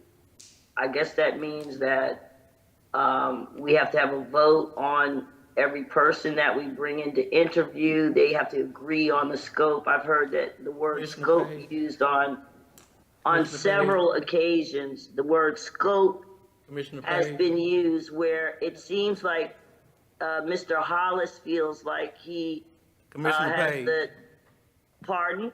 Yes, we know where you stand on this. What we're trying to do is move this process forward. So. But if we it can- sounds like everything that he if just we said can- is, if it's we meant can- to slow us down, though. It's okay, we just need to move That's forward all now right, with a date. Commissioner Page. To meet. We just need to go ahead and do what we gotta do. I understand. So, Whenever. and polling the group. Now, the suggestion has been next Thursday. I'm not available. I've got another meeting. Can we do a Zoom? Can we do a Zoom and not have to meet in person, maybe? And then we all come up with a Even- date next week that we're Yeah, available? but we can't vote on Zoom. Oh, we can't? What did people do during COVID? Okay. Yeah. We can't vote on Zoom. So. Are we able to Oh, we make a can discuss motion on that we Zoom. We can can vote on discuss Zoom? on Zoom. Let's just go ahead and hash it out. Let's discuss it on Zoom. There you go. And then come up with a date on Zoom that we could all meet back together There and you go. vote, and we can keep moving forward for our next commissioner meeting, a council Call meeting. a special session just to vote on the budget. There We can go. do that. There we go. All right, so Next week. let's look at next week. Two of us are not available, absolutely are not available on Thursday of next week. What does Wednesday look like? Because I want to get this done as quickly as possible. Wednesday evening? Yes. Well, I would like to abstain from the process. Is that possible? Sunday Okay. afternoon. Can we do Sunday afternoon Sunday or the afternoon? 12th? Is that something else? Sunday afternoon? Fine with me. Are we saying like Good. 3 o'clock, 4 o'clock? What Let's are we go. What? 3 o'clock? Sunday is the 13th. Okay. saying? I'm off. What month am I in? Sunday at 3.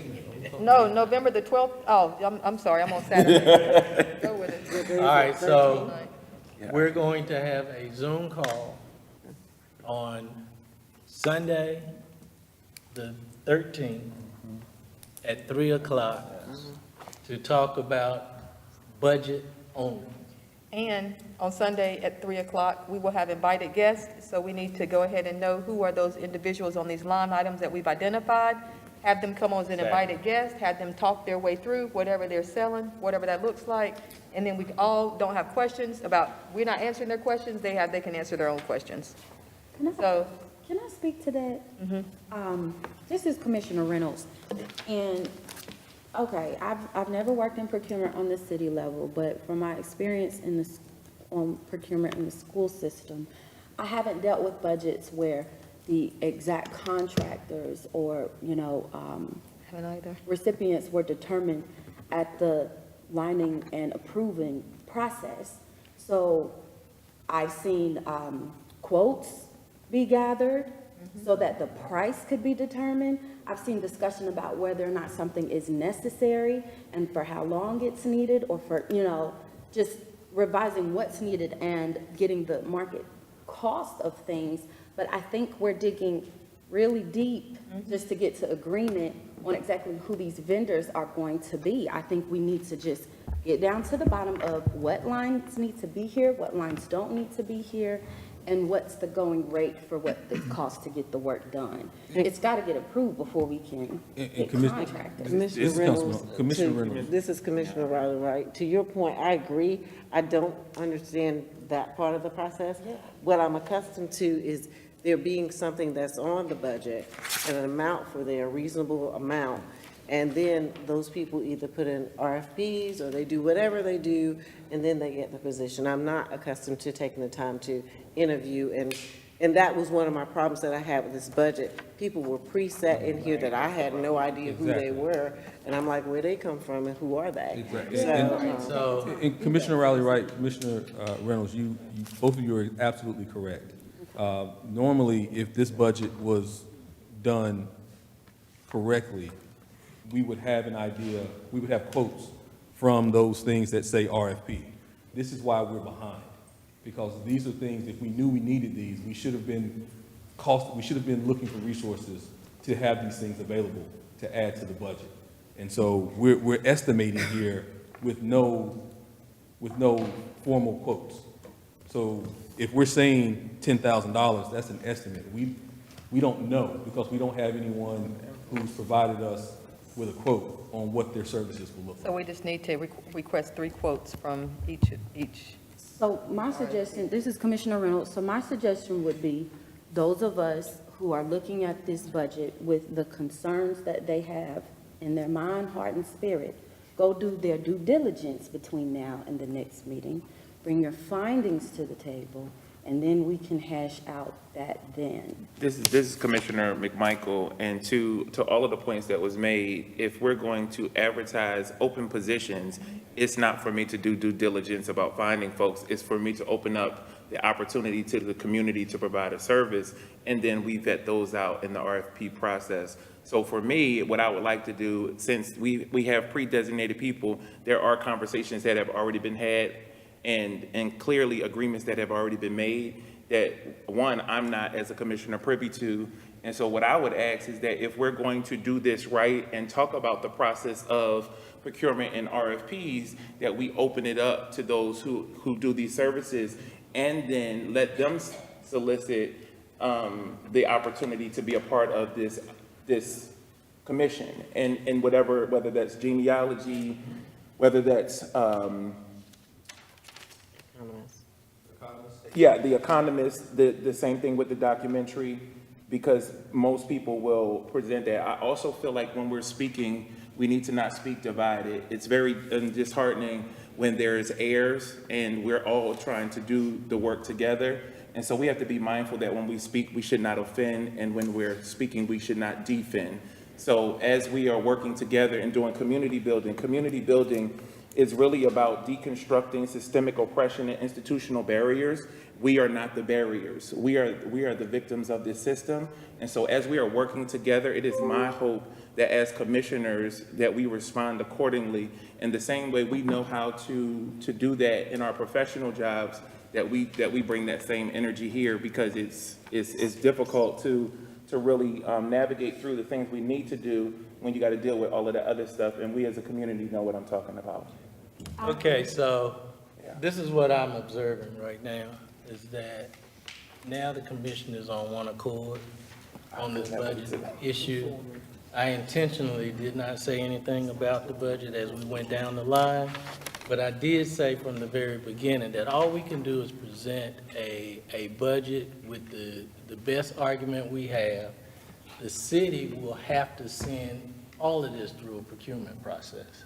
It's not, and my no vote was because I'm looking at people that have been placed on the budget as providing a service that has not been vetted by the group.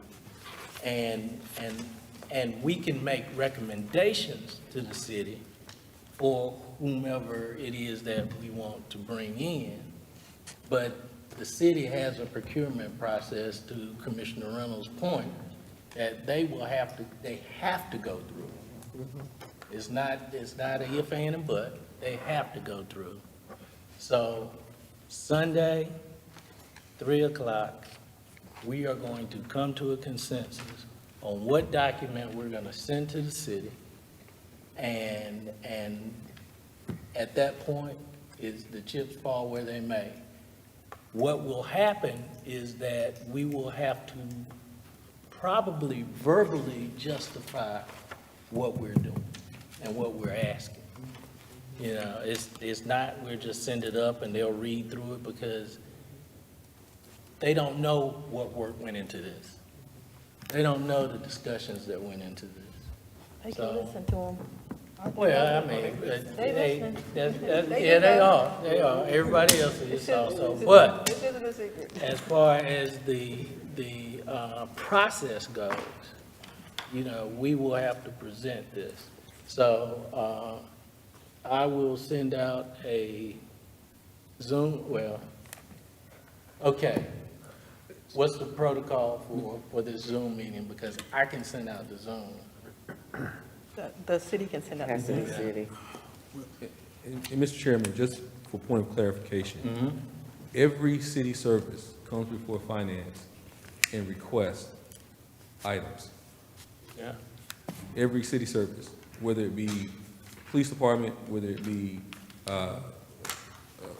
utilities, they all request, and it has to be approved with a favorable recommendation from finance.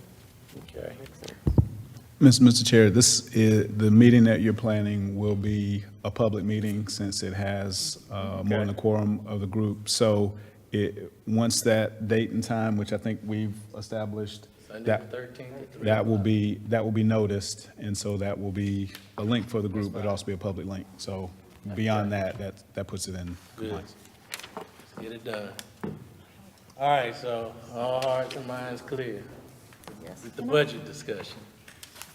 I do want to ask, I don't know, is Commissioner Austin Page still with us? Yeah, I'm not sure. I can't see what they. That's Is for she them. still on? Is Commissioner Austin Page still on, Denise? I can't see that. Yeah, I can't see. We have a technician running the meeting, I'm Yeah, not sure. they can Okay. hear. Yeah. If, Can you see the Zoom? We can't, but yeah, can They're running. they're running it back there. What does that Is mean? Commissioner Page still on?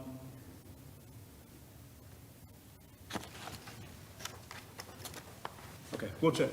Yeah, you? She would have heard you though if she was. Yeah, she should have. She should have heard. Yeah, she should have heard. Wouldn't she hear us talking? She did. It She was could.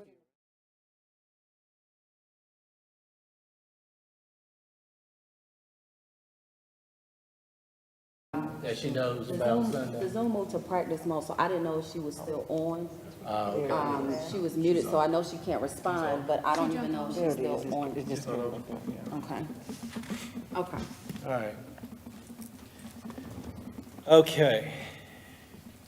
Guess we can move on. It's 8:15. All right. Weird. So we'll walk through the rest of the agenda, and we'll do it as expediently as we can. There is one part of the agenda that I think we kind of walked through pretty, in pretty much detail, that we can actually skip that part. And what I'm referring to is the part on, where am I at? Is it retreat results? Yeah, the retreat results. We can forego that. Unless somebody has a burning desire to talk about it. What I want to do right now is, there's an event coming up on November 15th. Before, I did have something. Okay. It's more about the assignments that we discussed on the retreat. Yes. I would like to make a motion that we add an assignment, and that is to begin drafting a proclamation of apology to present to the city of High Point. I know we've discussed what we need to research and study, and whether or not we'll have the money to do it. But the fact of the matter is, the end game is to get the acknowledgement from the city in its being complicit in all of the disparities that we're here to discuss. And I suggest that we don't wait to the end to go ahead and begin that document. So that's an assignment that I'd like to put out on the table.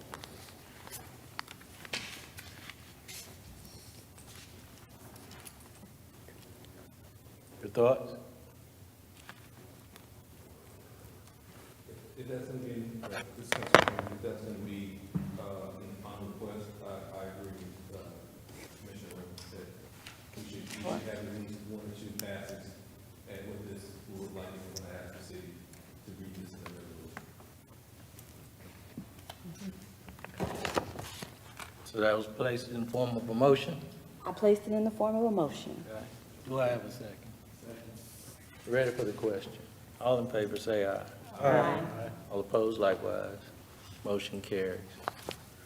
And this is Commissioner Riley, right? Because when you said that you were gonna not discuss have the just retreat discussion, I did not think we were gonna skip the work assignments for the retreat. Oh, no, we weren't. Okay. No. Just wanted to make sure. Name calls on each one. Yeah, so let's skip down to the work assignments and who's on which group. So we're looking at genealogy. It's Commissioner Williamson, Commissioner Tolliver, and we have a new commissioner that's going to be joining us since we only have two people in that group, but she can't officially start. She can unofficially start at any point. So that's Commissioner Fay. McCauley. Excuse me, I was on the local history one. And excuse me, Chairman Austin, I was on genealogy. Oh, were you? So it's Janice, Robert, Yes, it's me and Robert. and Ms. Fay. Okay. And Bridget's down here at local history. Gotcha. Yeah, those two names were transposed. Thank you, Commissioner Tolliver. All right, so genealogy is Commissioner Williamson, Commissioner Riley Wright, and Commissioner McCauley. Socioeconomics is Commissioner Page, Commissioner Reynolds, and Commissioner Austin Wilson. For federal reparations is Commissioner Holmes, Johnson, and Sims. And then for local history is Commissioner Patrick, McMichael, and Tolliver. Who's federal reparations again? Holmes, Johnson, and Sims.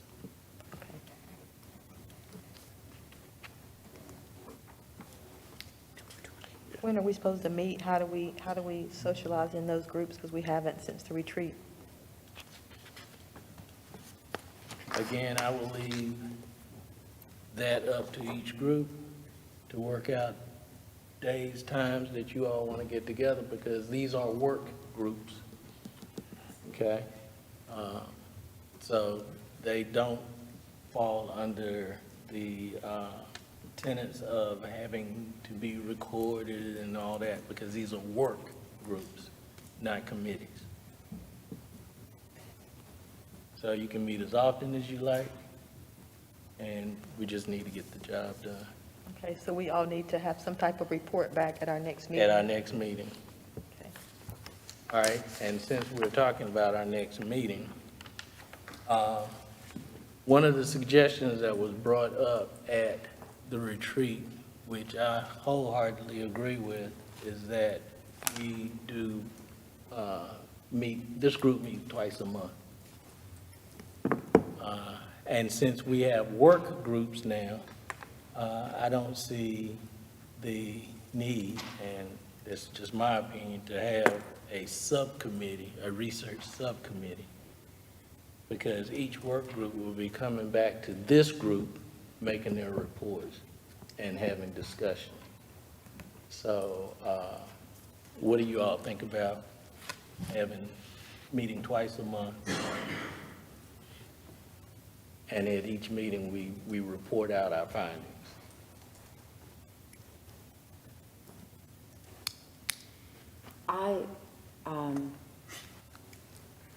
I'm fine with meeting twice a month. I would, and I agree, we all have research to do in some capacity. But I would suggest that we make one of our meetings, maybe the additional one to our first Thursday, make that one a virtual meeting. And we save motions and voting for when we come together as a full body. I think that might be more feasible for everyone. Yeah. Like, I have no problem with that. Can I get that in the form of a motion? This is Commissioner McMichael. In addition to these two meetings, we have the working groups as well as our subcommittees. So at this point, the commission is three weeks out of the month. Now, we're looking at maybe twice in 1 week because my subcommittee was meeting twice a month. And then that would be 2 full commission meetings and an additional work group. For me, that's very extensive, and so we just need to figure out how can we streamline, combine some of these things so that we don't have overlap, because just as I'm unable to meet all next week because calendars have been set, now I have to work with a new group around available times. So I just want to put it out there, and I'm not trying to get out of work. I just want to make sure that I do work well. And just for me, that's extensive. So to have another group, for me, that's becoming problematic. So I either need to be on one so I can do it well, or reduce the times that we're meeting with the ones that we have. Mr. Chair. Question about the work group assignments. Is there a logical end to these? Is there a point at which we arrive that these have accomplished the goals that they are set out to accomplish and can be dissolved, so that we're not having an additional meeting on top of our very rigorous meeting schedule now? Because I know with the federal reparations, there's so much research that we can do, and then once we get to a point of identifying wholly what the work's been done out there, what a report would look like, I don't know what additional work we would need to put in. Okay, so to answer your question, each work group will determine, the purpose of them is to come to that point where we can make recommendations. And if you are working with a group and you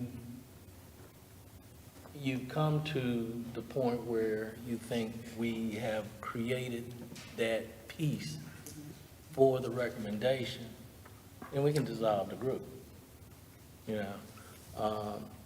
But you'll make that determination, and we'll discuss it in these meetings. I think that was an excellent idea, that it's just like city council, one meeting a month is just council meeting. And then the other one is open. So, having a virtual meeting where we can just discuss, because we can't vote at a virtual meeting. We discuss your findings. We will fine tune that information as a group and then move on, knowing that the action item is for the following meeting, and we can put whatever motions that need to be placed on the floor at that time and move them forward. So, I would like to make I have a comment. Okay, I ain't gonna hit y'all with too many motions tonight, but I am just wondering if, since we have, all agreed to tackle the budget together. We all agree we're gonna have to all do research. Maybe we all agree that we're gonna have to put on PR hats for what our assignments are as well. Because we're still in that limbo point where we don't know how much we got to work with as far as costs go anyway. So we can do the, we can be the mouthpiece simultaneously while we're getting these assignments done. If we are going to move to meeting twice a month, then maybe that can go on the agenda. Should we have a public presentation? When should we do it? That could be something we discuss as a body together. So I guess I'm throwing out there, maybe we dismantle the original committees if we're going to get focused on these assignments, and just be mindful of engaging the community as we're doing this work, our new assignments. What do y'all think? Okay, so what I think I'm hearing you say is that we dismantle research, we dismantle PR, and we all become PR.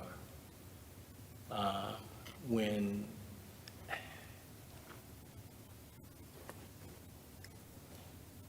and make determinations in our meeting as to when we'll have community forums and so forth, and how that'll look.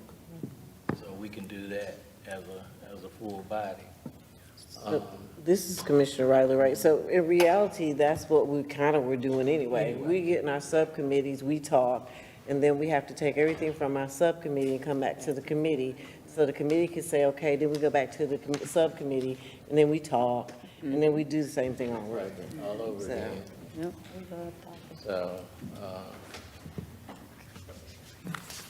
don't know, was that a motion? You got to.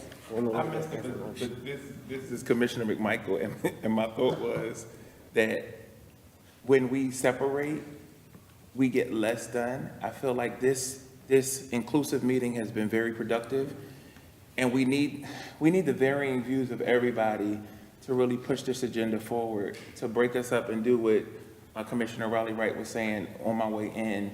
It takes too much time.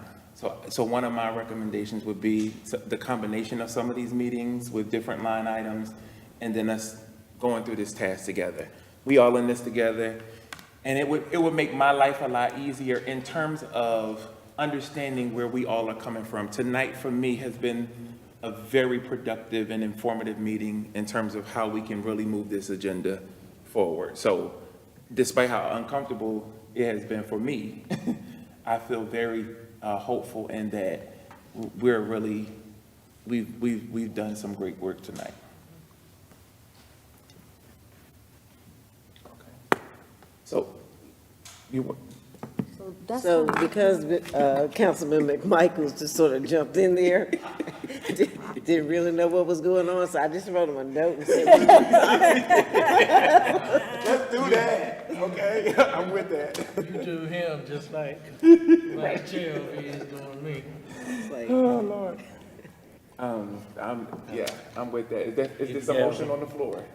Let's make a Okay, motion. I'll make a motion that we resolve the PR committee. And I will still do work on PR, but as we resolve it, I will make that a collective team effort and make sure that I am inclusive of all of the team, but yeah. I second your motion. Been properly moved in second. Are you ready for the question? All in favor say aye. Aye. All opposed, likewise. So I guess, should I do the same thing for the research? Yes. Yeah. So I moved the motion that what do we dismantle? Dissolve dissolve the research commission, Second. subcommittee. Been properly moved and second that we dissolve the research committee. Heard the motion. Are you ready for the question? All in favor say aye. Aye. Opposed, likewise, motion carries. All right, we have an event that's on the 15th. We can discuss that Sunday. No, Unless just you real wanna quick, go ahead we and do it got, right yeah, now. we've been putting this off. All right. Because that give us 2 days, we need more time. So we've been asked to be a part of the Where Do We Go From Here series that the YWCA has been doing in the city. And we want to use this as an opportunity to really make a public appearance as a commission, to answer questions and to provide clarity to those community members, and invite this as an opportunity to really get the word out about our commission meetings. And so we've been asked to come on November the 15th. Let me just make sure I'm saying that. Is that, anybody have it pulled up? It's It's 15th. Tuesday. Yes, the 15th, at 6 o'clock. And it would go for about an hour, and it would be really nice to have as many commissioners there as possible. And some of the things that we want to discuss is the purpose of the commission, the definition of reparations, the defining of policy solution-based endeavors, the introduction of the initial policy directive and resolution presented by the NAACP, the distinction between federal reparations and municipal restorative policy, and then explain how restorative policy aligns with reparations and can lead to supportive future opportunities for the repayment of the harm that's done, and how we can be that model that we've been talking about as one of the few cities who have really had this type of commission, and then opening up the floor for questions.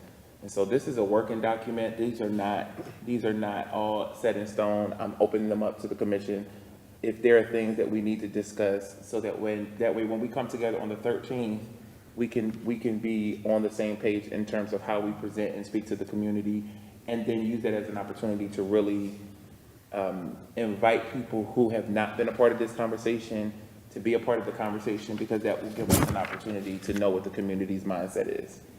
I think one of those bullets needs to be that we need to address the lineage discussion, because we just need people to understand no one's getting left out. It's a reparations is a repair that happened to a certain group of individuals, but it also is that it's a policy change where this can never happen to anyone Black again in the city of High Point.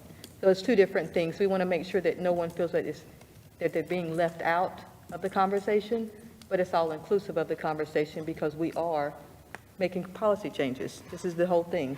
So everyone will be affected by it. It just so happens that you may not have a descendant of a chattel slave within these city limits, kind of thing. So we want to be very clear and have the conversation about that, so the community can start, getting the proper information.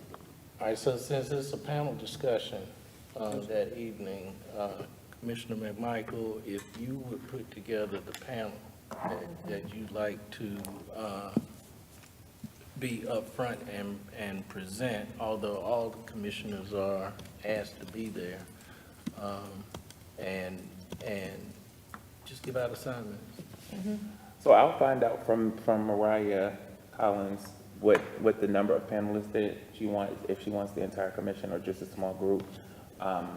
And then I'll let you know as soon as possible. I would like all commissioners to be prepared to speak in terms of what we come up with as our talking points and our messaging, so that we're all on the same page. And then if there are commissioners that desire to be a part of that, let me know, so that as we're getting finalization from them about what they're looking for.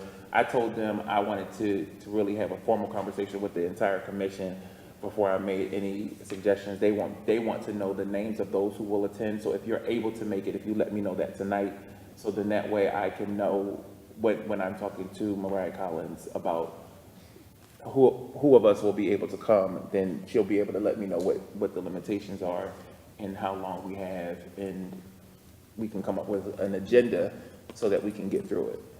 We want to make sure that our messaging is succinct, and, any spirited discussion is kept here with us. Because outside of here, we are one accord. Okay? Please. Now, we know the community may have some spirited discussions, But That's okay. because it's a spirited conversation. right. But, We're on one accord. again, I can control what I say and I can control what I do, but I can't control how they hear it and how they react. This would be that way I ain't gotta wait, because when we get out of here, I'm gone. Who can make it? So I can put you down. Ain't nobody got time for that. Councilman Holmes, Holmes is there. Johnson is there. Commissioner Austin Wilson. Austin Wilson. Commissioner Patrick. I got you. Patrick. I guess I should have said who not come. that would have been easy. 6 p.m. Yes. At the YWCA. At the YWCA on Westwood, I believe that is. And what we'll do is we'll have the flyer sent out to everybody, so that way you have it, the information. And if you could use your social media to promote it, and if we could really do a great turnout, not for numbers' sake, but for getting the information out in the soundbite with us all together.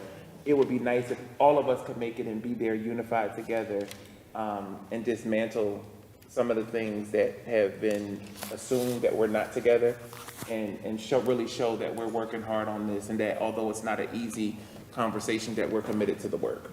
Commissioner DeMarco, do you know, has the YW made any allusion to if this will be streamed? If this will be, Facebook Live or YouTube? Is there any plan to get it out that way? I can ask. Is that something that we would like to happen? Yeah. I think space may be limited, Yeah. at the Y, so as many people could view this as possible, I think would be advantageous. And yeah, if we have something that we can replay, Yeah, that would be, okay. so I think that would be advantageous for us. Now, would that be something that we would broadcast from the city page, or you want me to get my tripod and go live on my Facebook page? It could be for the city, because we are the city commission, so if we could get them to And partner. One High Point does have its own page on the city's website. Okay. So any, Director House, is that something that could be possible from, that we could capture and play on the One High Point page? We'll get with the Y and see what capacity, what capability that they have, and we'll reach back out and see. Yeah, we'll reach out to them. All right, the night is done. Do we have any other burning comments, questions, concerns? I do have one thing that I needed to bring up that we had plans to speak about earlier, but you all were having such a productive meeting that I sort of let it lay by the wayside, but I'll bring it up in the event you all want to talk about it. And actually, we got an email earlier today from Commissioner Riley Wright asking if we would be talking about this tonight. So, in any group that's doing this type of work, there's always the elephants in the room, and you all have quite a few elephants in the room, and I wanted to check in to see if you all might want to have some discussion about them. And they include things like recent media events and requests regarding the commission, the disparaging remarks that are made by commissioners about commissioners, where you have folk, where you have attacking, shaming, and blaming of folk in this public setting. And then there was a question about whether you all would be talking tonight about the arrest of Commissioner Page a couple of weeks ago at the city council meeting, so that you all can have this discussion and decide where you all stand with these things and how you all will answer media questions that may be posed to you as you move forward. And so the question is, do you all want to have that discussion? Commissioner Riley Wright. So yes, I want to have a discussion because it has troubled me that from time to time, I think the other week, because I don't take the paper, and then I hear something like, oh, the High Point Commission has been in the paper 3 times. So I've had some concerns about, then why aren't we sort of, shoot me an email, say, hey, you might need to go read the email, go read the paper or something. But for that purpose, that's one of my reasons. I don't think I should feel like I'm blindsided when somebody else out in the public says something to me about something that has occurred that has hit the paper, and I hear nothing about it other than from a stranger. And that leaves me out there unprepared because I first and foremost don't know what happened. I probably wasn't a part of it. And I'd like to be a little more prepared than that and not feel so blindsided by those kinds of events. And my second question in the email that you saw me actually put out there was that with these things, and then I heard something else that was in the paper earlier this week, with these kinds of statements coming out, who is it from the city or from wherever that's saying something, or are we allowed to protect our name instead of allowing people to think that, oh, they're just not doing this, oh, they're just fighting, and because the media is making us look that way. And can we ask them to retract things that are not correct? Can we stand up for ourselves in a proper way? And are we being defended? Are we being set up to look a certain way? And I don't want to be set up. Because one of the things was said that we didn't support Commissioner Page when she was arrested. It was said that in that article, it said that we didn't support, we were not like-minded like her, and we did not support that. But that did not stand true for many of us. We did support it, and we should have been able, she should have never been arrested in these chambers. Someone could have stepped in and facilitated that in a better way. Arrest should not have been made. She's not a threat at all. I don't think that should have been it. And I wasn't here, Commissioner Reynolds was here, and I heard it from her, what happened and what took place. We could support our commissioner. She has done a lot on our commission. You know, she's added a lot of value to us, lots of value. And I think that we should stand behind her in that situation. That's just my take on it. And I think that we should have really been vocal as far as one of our commissioners getting arrested, that no one's been arrested in this chamber in over 25 years. Yeah. And she did not pose a threat, from my understanding, at all. It could have been handled in a whole different way, and we could have really been more vocal and stood up for her. So I would like to see us somewhere in there stand up for our fellow sister. Yeah, we do need to decide how we're going to address the media, and yes, I was there, and if y'all had noticed, my children are not in the room because that was pretty traumatizing to them to see 2 police officers manhandle the woman. Dawn might be 95 pounds soaking wet. She was not a threat to anyone at all physically, but it went from her being asked to leave the chambers to her being held down by 2 officers just outside, and my children had to witness that.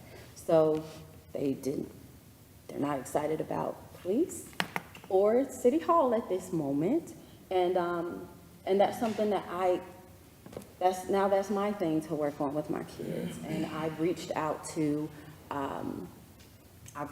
members of the community that I've collaborated with this year in regards to reparations, to the president of the NAACP, to other stakeholders who I feel, have a voice in speaking for our community. And you're right, Courtney, there was more or less silence on Dawn's treatment in particular. Now, I'm not defending her behavior or what she did at all.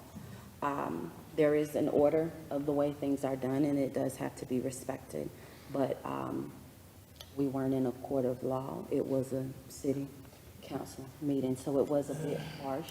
And not only that, the reporter that's writing these stories that go to High Point Enterprise, and y'all know, again, I'm in the media industry, so it's true what they say. All publicity is good publicity, so it does paint a picture in a negative light, but what it has been attracting is national attention, and that is good, because there are only about 10, 11, we might be number 12 in the nation as far as cities go, municipalities go, that are talking about reparative policy. So it's important that whatever the word was, the word is getting out that we're doing this work. And I've been contacted by other community partners outside of even the state. So it is a good thing that writers write, but we do need to decide how we're going to collectively respond and address to these type of things, because this has been followed by the same reporter since the resolution was brought to council, since reparations, the Flex a Vote podcast has been podcasting on Saturdays. It's been followed and reported what's talked about on a voluntary, a non-official podcast, but just the discussions are closely being followed. And now that, we all have professional lives, we all have names, we all bring more than just who we are, we bring what we represent to the table, we have to decide how we're going to address. And since we have dismantled public relations, I think it's important that we all put our PR hats on about this. And when something comes out, when something hits the paper, text messages came to me. Did you see this? And so we've kind of got to be that, we've kind of got to have that chat amongst ourselves, and we have to decide how we're going to address and where we stand on things collectively, because I don't believe this guy's going to stop writing. Okay, so, I tried. I really tried tonight. But when I was elected chair of this commission, I knew that, you know, there were people that were going to come after me. After me, you know. But I did not think that I would have people that are a member of the High Point NAACP being driven by other folks, and I'll leave it at other folks, to openly attack me and my character.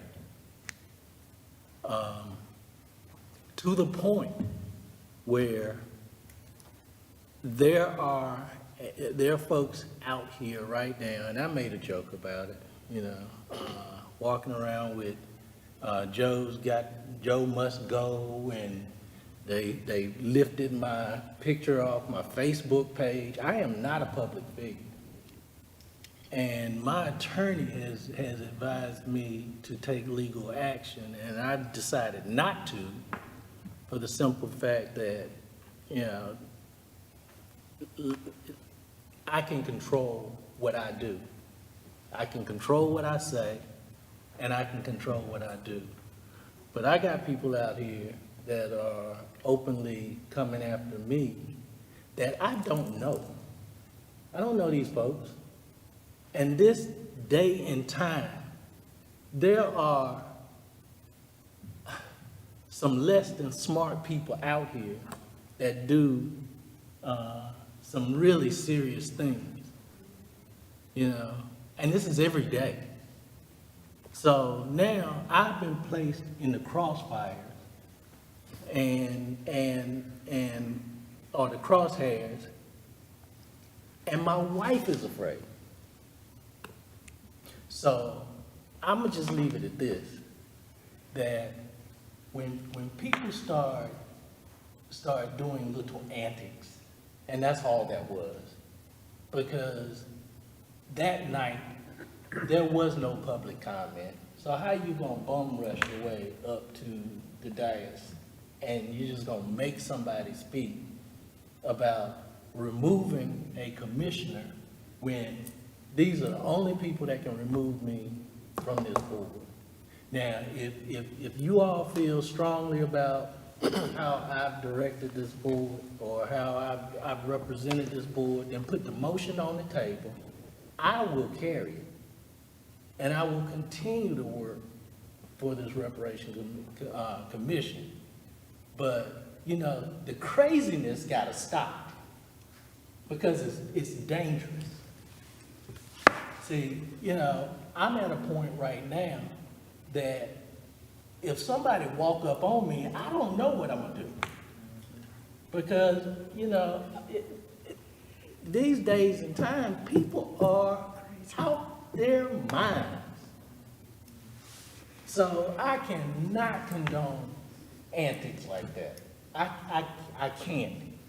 And if a person decides, anybody on this commission, if you decide that you're gonna walk out there and say whatever you're gonna say, that's okay with me, but you're not representing me. So that's all I gotta say about that. But you know, y'all got some pieces of it, but you don't have it all. And to your point, Commissioner Riley Wright, you know, and I have intentionally kept that from you guys.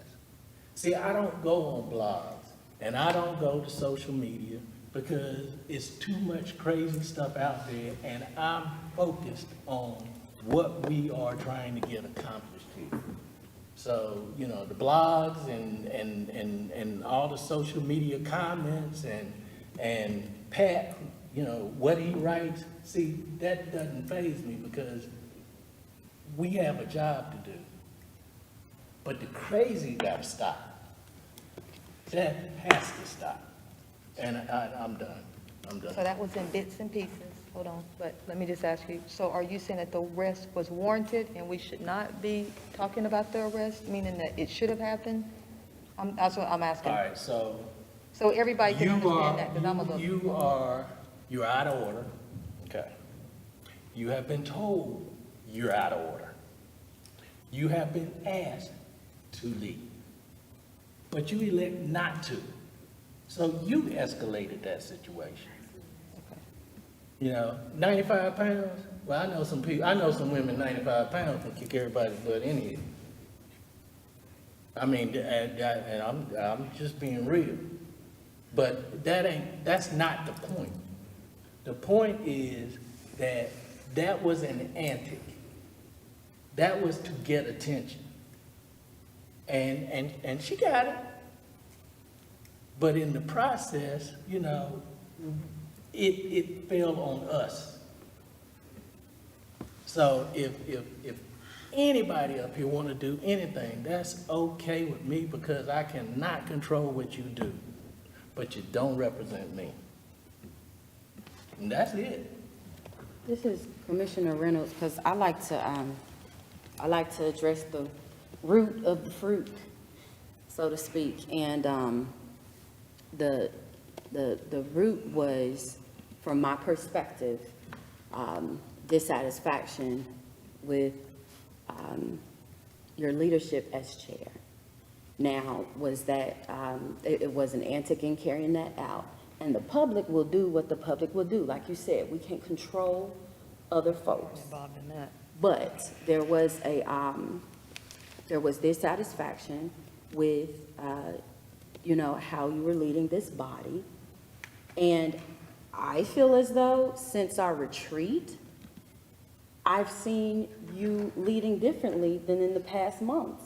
So I would say that there's even been a difference in what you've stepped up to do between the assignments as taking on project manager that you volunteered to do, between the background you gave us today. This was our first time hearing your backstory, you know? Okay. So I just want to finish Let me and respond say. to that. Let me respond to that. She's not finished yet. No, I just want to finish and say, because I was one of those people that was not vehemently disagreeing with Dawn. And once you did become the chair, that did make you a public figure for this right Oh, here. no. Yeah, I'm that's just why the we chair get- of this commission. A public commission that follows city guidelines, yes? You're gonna tell my attorney that. But. So may I ask you all a question, please? Let me ask you a just question. clarify something. Let me just clarify something. You know, the way things were going for the first 4 or 5 months, and again, I didn't want to go there, is that the very first meeting, we set up, and I made the suggestion, let's set up subcommittees so that the work doesn't fall all on one person. People volunteered for their subcommittees. And in volunteering for your subcommittee, and you had the resolution, so you had all the information in front of you that it was required to do. And it didn't get done. Did you volunteer for a subcommittee? Our co-chair did. I was working on all of them. See, but. Yeah, I was working on all of them, and some other things. Because, see, those things where fires had to be put out. I saw That Courtney. was, you know. I saw our co-chair show up to subcommittee meetings. That's fine. I've heard you on Zoom meetings, and at the end of the day, this is in the past, and I like what we're doing to move forward. All I'm saying is, it came from an opinion, and the opinion spiraled into something bigger, and for all we know, that we're gonna address more opinions moving forward, but we do have to come to an agreement on how we're going to handle this kind of, well, handle the public and what goes out in the media and how we respond to it. We can't take back what's been done. I like what we're doing moving forward. I like the leadership that you have brought to us from the retreat to today. But I do think we do need to come together as what our voice is going to be and put our PR hats on to decide We'll we're take going to stand together. And I appreciate it. I mean, that's spirited discussion, and I'm totally out of character, and I apologize. But, you know, we got work to do, and we're gonna move forward. We have a work plan that we're gonna follow. We have, action items that we're gonna take care of, and we're just gonna move this thing forward. So this has been really tough and hard, but good and frank conversation. I think, though, that you all are, I don't know if you're doing it intentionally or if you don't want to deal with it, but the chairman made it clear in his statements that, in his opinion, things were done and said that put his life potentially in danger. His wife is afraid, and are you all not concerned about that? This is Commissioner Riley Wright. I'm concerned about everything I heard. One of the things that from the very top, that we agreed that we would respect one another and work in a respectful way, and that is not what I just heard. So, yeah, I can dislike, I'll pick on McMichael because I don't think he'll get offended. So I can dislike him if I want to. I can disagree with him if I want to, and I can respectfully disagree with him. I don't like to be disrespected. I don't like it. When I say one bit, I don't like it one bit. So I can dislike, Joe, I'm gonna pick on you now. So I could have been in the same place. I mean, even if I don't like his leadership or do like his leadership or whatever I like or don't like, I don't have to be disrespectful. I'm not going to set out and set up a parade of people to be against somebody because I don't like it. If I don't like your church and I don't want to go to your church, I'm not going to start a committee to ban your church. I'm just not going to go to your church. And if I really don't like it, I'm going to come and tell you I don't like your church and why I don't like your church and why I'm not coming.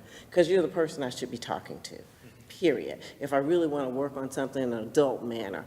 And I don't want to see, and I know people are listening and I don't really care, but I don't want us to get tagged as a group of people that don't know how to work together and don't know how to respect one another. Because we have a mission, and I do like that eye on the prize thing. We have a mission. And we cannot allow all this other stuff to start tearing us apart because that's what people want us to do. And yeah, I don't have to agree with you, but I also don't have to disrespect you. And I'm not for disrespect on any level from anyone. Anyone else, please? Why are we here? And I think, and that's a rhetorical question that I think each one of us needs to ask ourselves. Absolutely. Because if we have personal agendas that supersede us delivering deliverables to our community, then we are here for the wrong reason. Correct. And I don't think we have that issue. Each one of us need to ask ourselves that question. I said that on the retreat. We got folks grandstanding. This is Commissioner McMichael. For me, it becomes troubling just when I'm not aware of the different things, and I think that that's where it becomes contentious.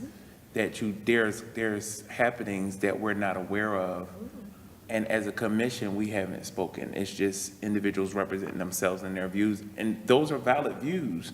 And so I don't want to discredit that, but also being able to do like we did tonight, and like to Commissioner Reynolds' point, we're at a good place now. We're just, unfortunately, we didn't do this earlier to get here, so now we're like going backwards, which also then reopens wounds on both Commissioner Page's and Commissioner Alston's point, based on the harm that was done in the events that occurred. So it just becomes, moving forward, my recommendation is that if we have issues, that we talk directly to one another, that we defend ourselves, and that we hold our ground. This is difficult work, probably one of the most difficult things I've ever done. And I've pastored for 18 years, and church is, I mean, I'm enjoying being a pastor.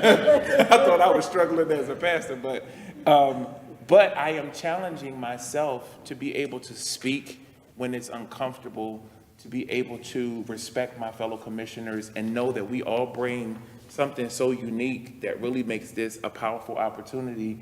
because we do represent 40,000 voices. So my expectation is that we won't all see the same thing. But I also want, to your point, Commissioner Austin Wilson, Dawn to be mishandled, but I also don't want Joe to be threatened. or to feel. And I don't want us to represent ourselves in a way where people don't look at us with respect, knowing that what we're doing is meaningful work. And because we're all, and we talked about this in meeting too, being traumatized by this content. And we're all having to live through what our ancestors have gone through in a different type of form. So no, we may not be being strapped to a tree, but we're being strapped to a tree of bureaucratic, procedural and institutional and systemic policies and procedures that now we're resisting. And the way we act that out is sometimes hurtful to one another into the process. But that doesn't make us bad and that we shouldn't be doing this. It just shows that this is why we're doing it. So keeping our eye on the prize is so necessary as we move forward. So I believe on both ends, it's necessary to have this conversation, and I wish we would have had it sooner. I believe that because we're all in the public eye, I can't speak for everybody.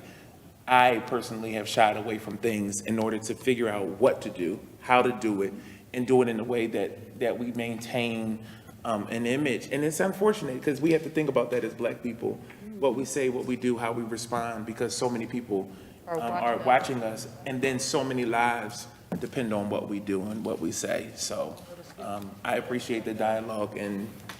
So we're at a point right now, and I'll recognize you in a second. We're at a point right now where we're moving forward. I'll repeat something I said in July. I have actually researched each one of you all, and I know the dynamics on this group, and that we can get this done.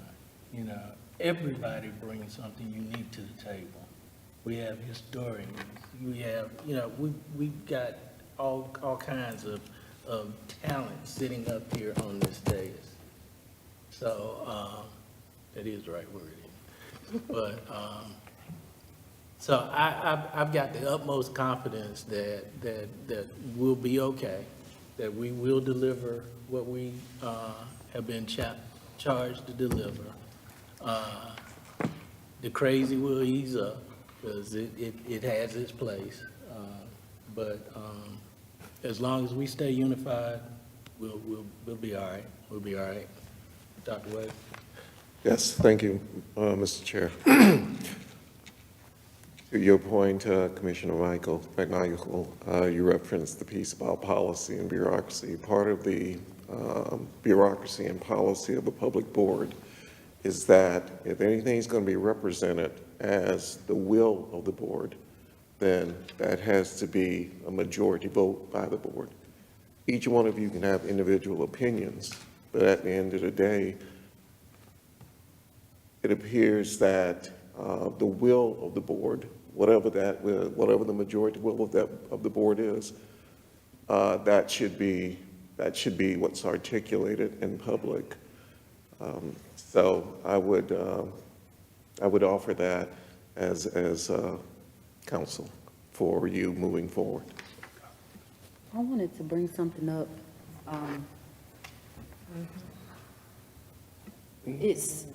I'm sorry, but before we wrap up. No, I say we head down, you might as well go Well, ahead. no. Honestly, it's about what we already discussed. We did pass to create the group to work on the apology, but did we get volunteers for it? I want to make sure if anybody wants to put their name on there, that we get it, or at least when we think about it and discuss it on.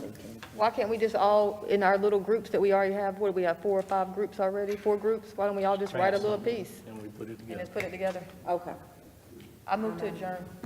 And this is Commissioner Riley, right? Because that's what I'm concerned about, because we did have a full discussion, but we also didn't answer the question.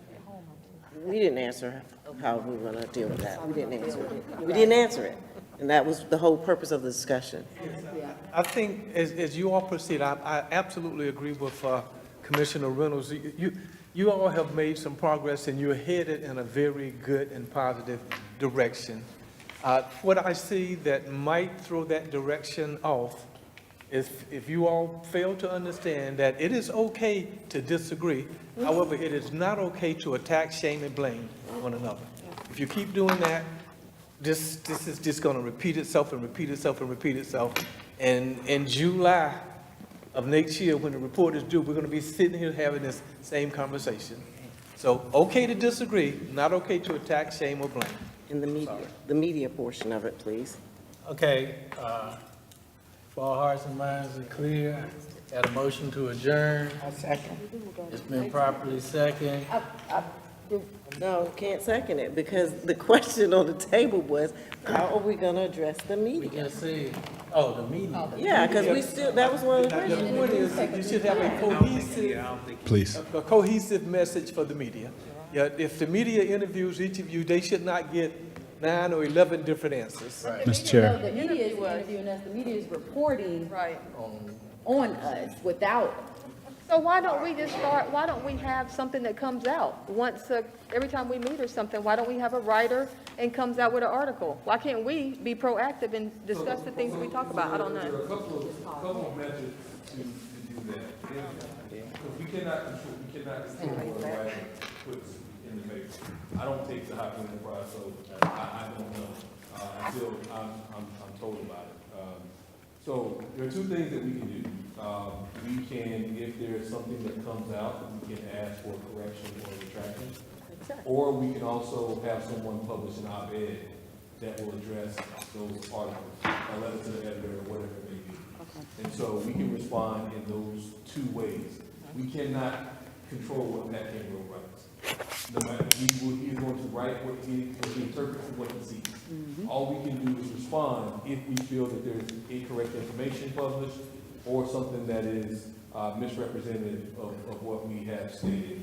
And we can ask for correction, retraction, or publish an op-ed. And who would do that? Thank you, Janet. Mr. Chair, if I may. Yes.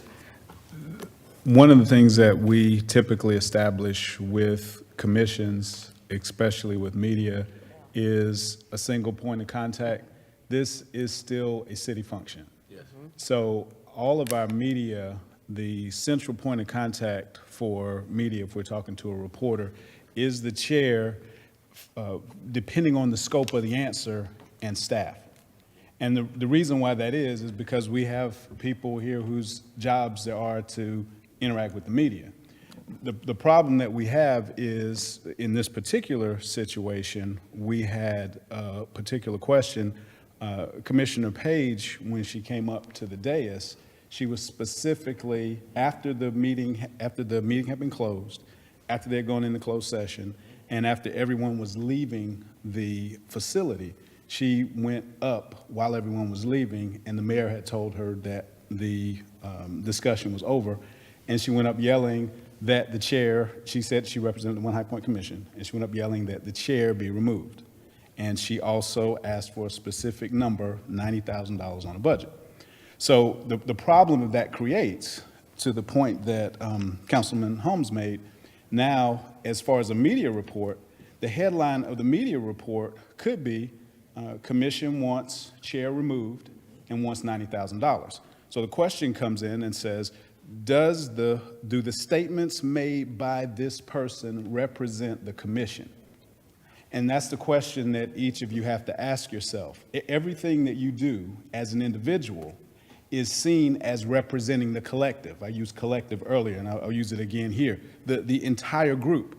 So what the position that it puts you in is you have to answer whether a person's individual opinion speaks for the group. And so when you have a situation like what happened there, the questions we got were, is there an official statement from the commission asking that the chair be removed as the individual stated? That is a no, and that's what we told the media.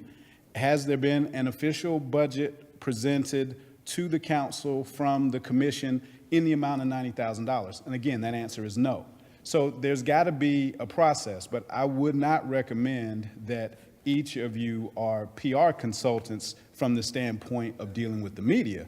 where you can be a PR consultant is before you decide to don a T-shirt, support a social media post, anything that has a public view on it, that you think about that in the context of how that represents the commission. Because each of you, whether you understand it or not, each of you are seen by individuals as representing the commission, even when you're not. So that raises the level of how you have to have your personal standards of carrying yourself as a commissioner for the One High Point Commission. So if there is media, if there are media questions and there are factual things that the media sees that they report, those questions will be coming from what actually happened and what was reported. If there are questions about whether individuals represent the city, those calls, the reporter's going to call the chair because of his role. The reporter's going to call a member of council because of their role, and they're going to call the city. So those are going to be the points of contact. So what we don't want to have is individuals speaking personally and it being interpreted by the public as the commission collectively, if the commission has not already discussed and decided that that was the statement, that that was the process, that that was the method that wanted to be used. So Commissioner Riley Wright, to answer your question, the media process is one that is standard across the board, and we would ask and we would encourage and we will continue to observe those particular principles that I just tried to outline for the group. So our expectation is that the city will somehow protect and defend us when we're represented inappropriately. Really? The city will ask the questions, will answer the questions that represent the commission as a whole. If we're saying, is the city going to individually defend the actions of a person that acted outside? I know what you're saying. Then that's a different question. That's a different question, because I think everybody has a different opinion about how things happen. But collectively, if someone asks, does this represent the commission? If the commission has spoken on it, we will repeat what the commission has said. If the commission has not spoken on it, that's what we'll say. So that's how we protect the reputation of the commission, is by stating what the commission has stated and what the commission hasn't. That's your best defense, is saying what you are and saying what you are not. This is Commissioner McMichael. To that point, one of the things we've been trying to do is get some sound bites and videos of us as commissioners stating the message that we're trying to do. So we need to move on that so that we have that footage of us talking, so that even if things happen or escalate, that the message and the branding is consistent. So, you know, I know we were supposed to have headshots and all of that. So we need to get our headshots done. We need to do video footage of us talking about what the One High Point Commission is and our role and what we're doing, so that as we're putting that content out on our own, you know, One High Point page, then it can't be misconstrued based on what's written. But the longer we take on moving those kind of items forward, the more risk we take at being misrepresented, because we're able to, the city would be able to redirect them to say, go to the One High Point Commission's page. They've made clear what their stance is. Well, and that goes back to the other point about the platforms, because this is a city function. So what you have, who you are, what you're stated, is on the city platform, on the city's website, representing the city. The one question that we get that has not been addressed, which makes it difficult for everyone to be on the same page, the other question that we're getting from a media standpoint is, what is the commission working toward? There is still media questions as to, as what has been reported by individual commissioners, we have commissioners in the media saying that this group is working to get checks in people's hands. We have people on the commission saying that this group is working on putting policies in place. So collectively, there needs to be a unified message that represents everybody, but there's still some things that, as tonight's conversation is going, that have not been hammered out. And so until we get some of those pieces hammered out, it's going to be difficult to say what represents the group, because those things haven't been strictly articulated and identified. So that you have your soundbite, so that you have your talking points, those things have to happen. And so from a media standpoint, they're asking us what they observe, but they're also asking us about what they haven't seen and what they don't observe yet. So that's where that would be. But the sooner we can get a unified central message, that will be the launch point of being able to put talking points out and statements on the webpage. This is Councilman Holmes. Question to the commission. Is there anybody here who is still under the impression or making overtures to the community that we are doing payment-based reparations. Reparations is That's not what repair. I No, no, I'm just making a statement here. Let's Right. stop using the word reparations if we're not given a cash payment. There Because we of go. reparations, every other group that's gotten reparations has got a cash payment. There we are. That is the only way. And if we're trying to bridge an economic gap in High Point, there has to be some type of cash payment. I understand what you're saying no to. But I'm just saying, if we're going to use that word reparations, let's stop using it so loosely then. And let's just say that we're making a policy and a repair. I 100% agree, which is why in the policy prescription that we crafted, this is restorative economic policy. This is what, because there is no conceivable way that cash payments are going to be part of the final package of this. And I hope that every single person, if that is not something that you can, if that's not something that you believe, if that's not something that you can continue to work on, I need you to say that. And I need everyone to be very clear before we leave these chambers that we are doing policy change. We are doing policy change. The original resolution didn't demand cash payments. So I don't know if someone is out there spreading that, it needs to stop now. Because we are muddying the waters and we are making this work far more difficult than it needs to be. And it's only assumption because, again, every other group of individuals in a reparation situation has got a cash payment. And you're absolutely right. So what we have to do in our How dare we not even have a next steps conversation? to the community is we have to make a distinction that what we're doing is economic policy. And if we need to say that this is a study on of reparative economic policies, which is a delineation of reparations, we need to make that clear. Because that is muddying the waters. Because that is not where we started. It is did where not we start started. from a point of cash payments. It was not in the original resolution. So however it got into the public, it was someone on this commission's individual agenda to put that in the public. And it has muddied and slowed down this effort. I don't say that. I won't say that at all because I think we all have the understanding. Joe and I met with all the individuals and we said, what is reparations to you? What is reparations to you? We did that. We interviewed I each understand we individual. all have an idea of what reparations are. We're not debating That is completely distinctively different from what we're doing here. I think we're having two different conversations and we need to be on the same page. Whatever reparations is at a federal level, that is not what we're doing here. We need to address the public on what we're doing here. Okay, so this is my thought, is that our job is to make recommendations.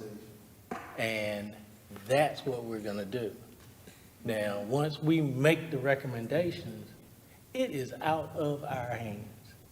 And, you know, quite frankly, when you start talking about reparations, there are 5 different elements to reparations, and policy change is one of them. And, you know, and if, just like we've got a work group working on that piece, from the federal standpoint, it can be an addendum in the recommendation. But there's nothing that we're doing here that won't be continued. Let me just put it that way. You know, this is just a start. And the end to the start, you know, paraphrase, the end to the start is the set of recommendations we make to the city. And we're looking at policy change in doing that. And we're looking at the other elements too. An apology is the third element, you know. So there are several pieces to that. So if we can just keep our eye on the prize, let's get the recommendations. We don't have to do the arguments and the fight now because that's not what we're charged to do. We're just charged to bring information that hopefully will get passed. So having said that, and I don't want to offend nobody, but my ADD is set in. There's a motion to adjourn. I'm hungry, and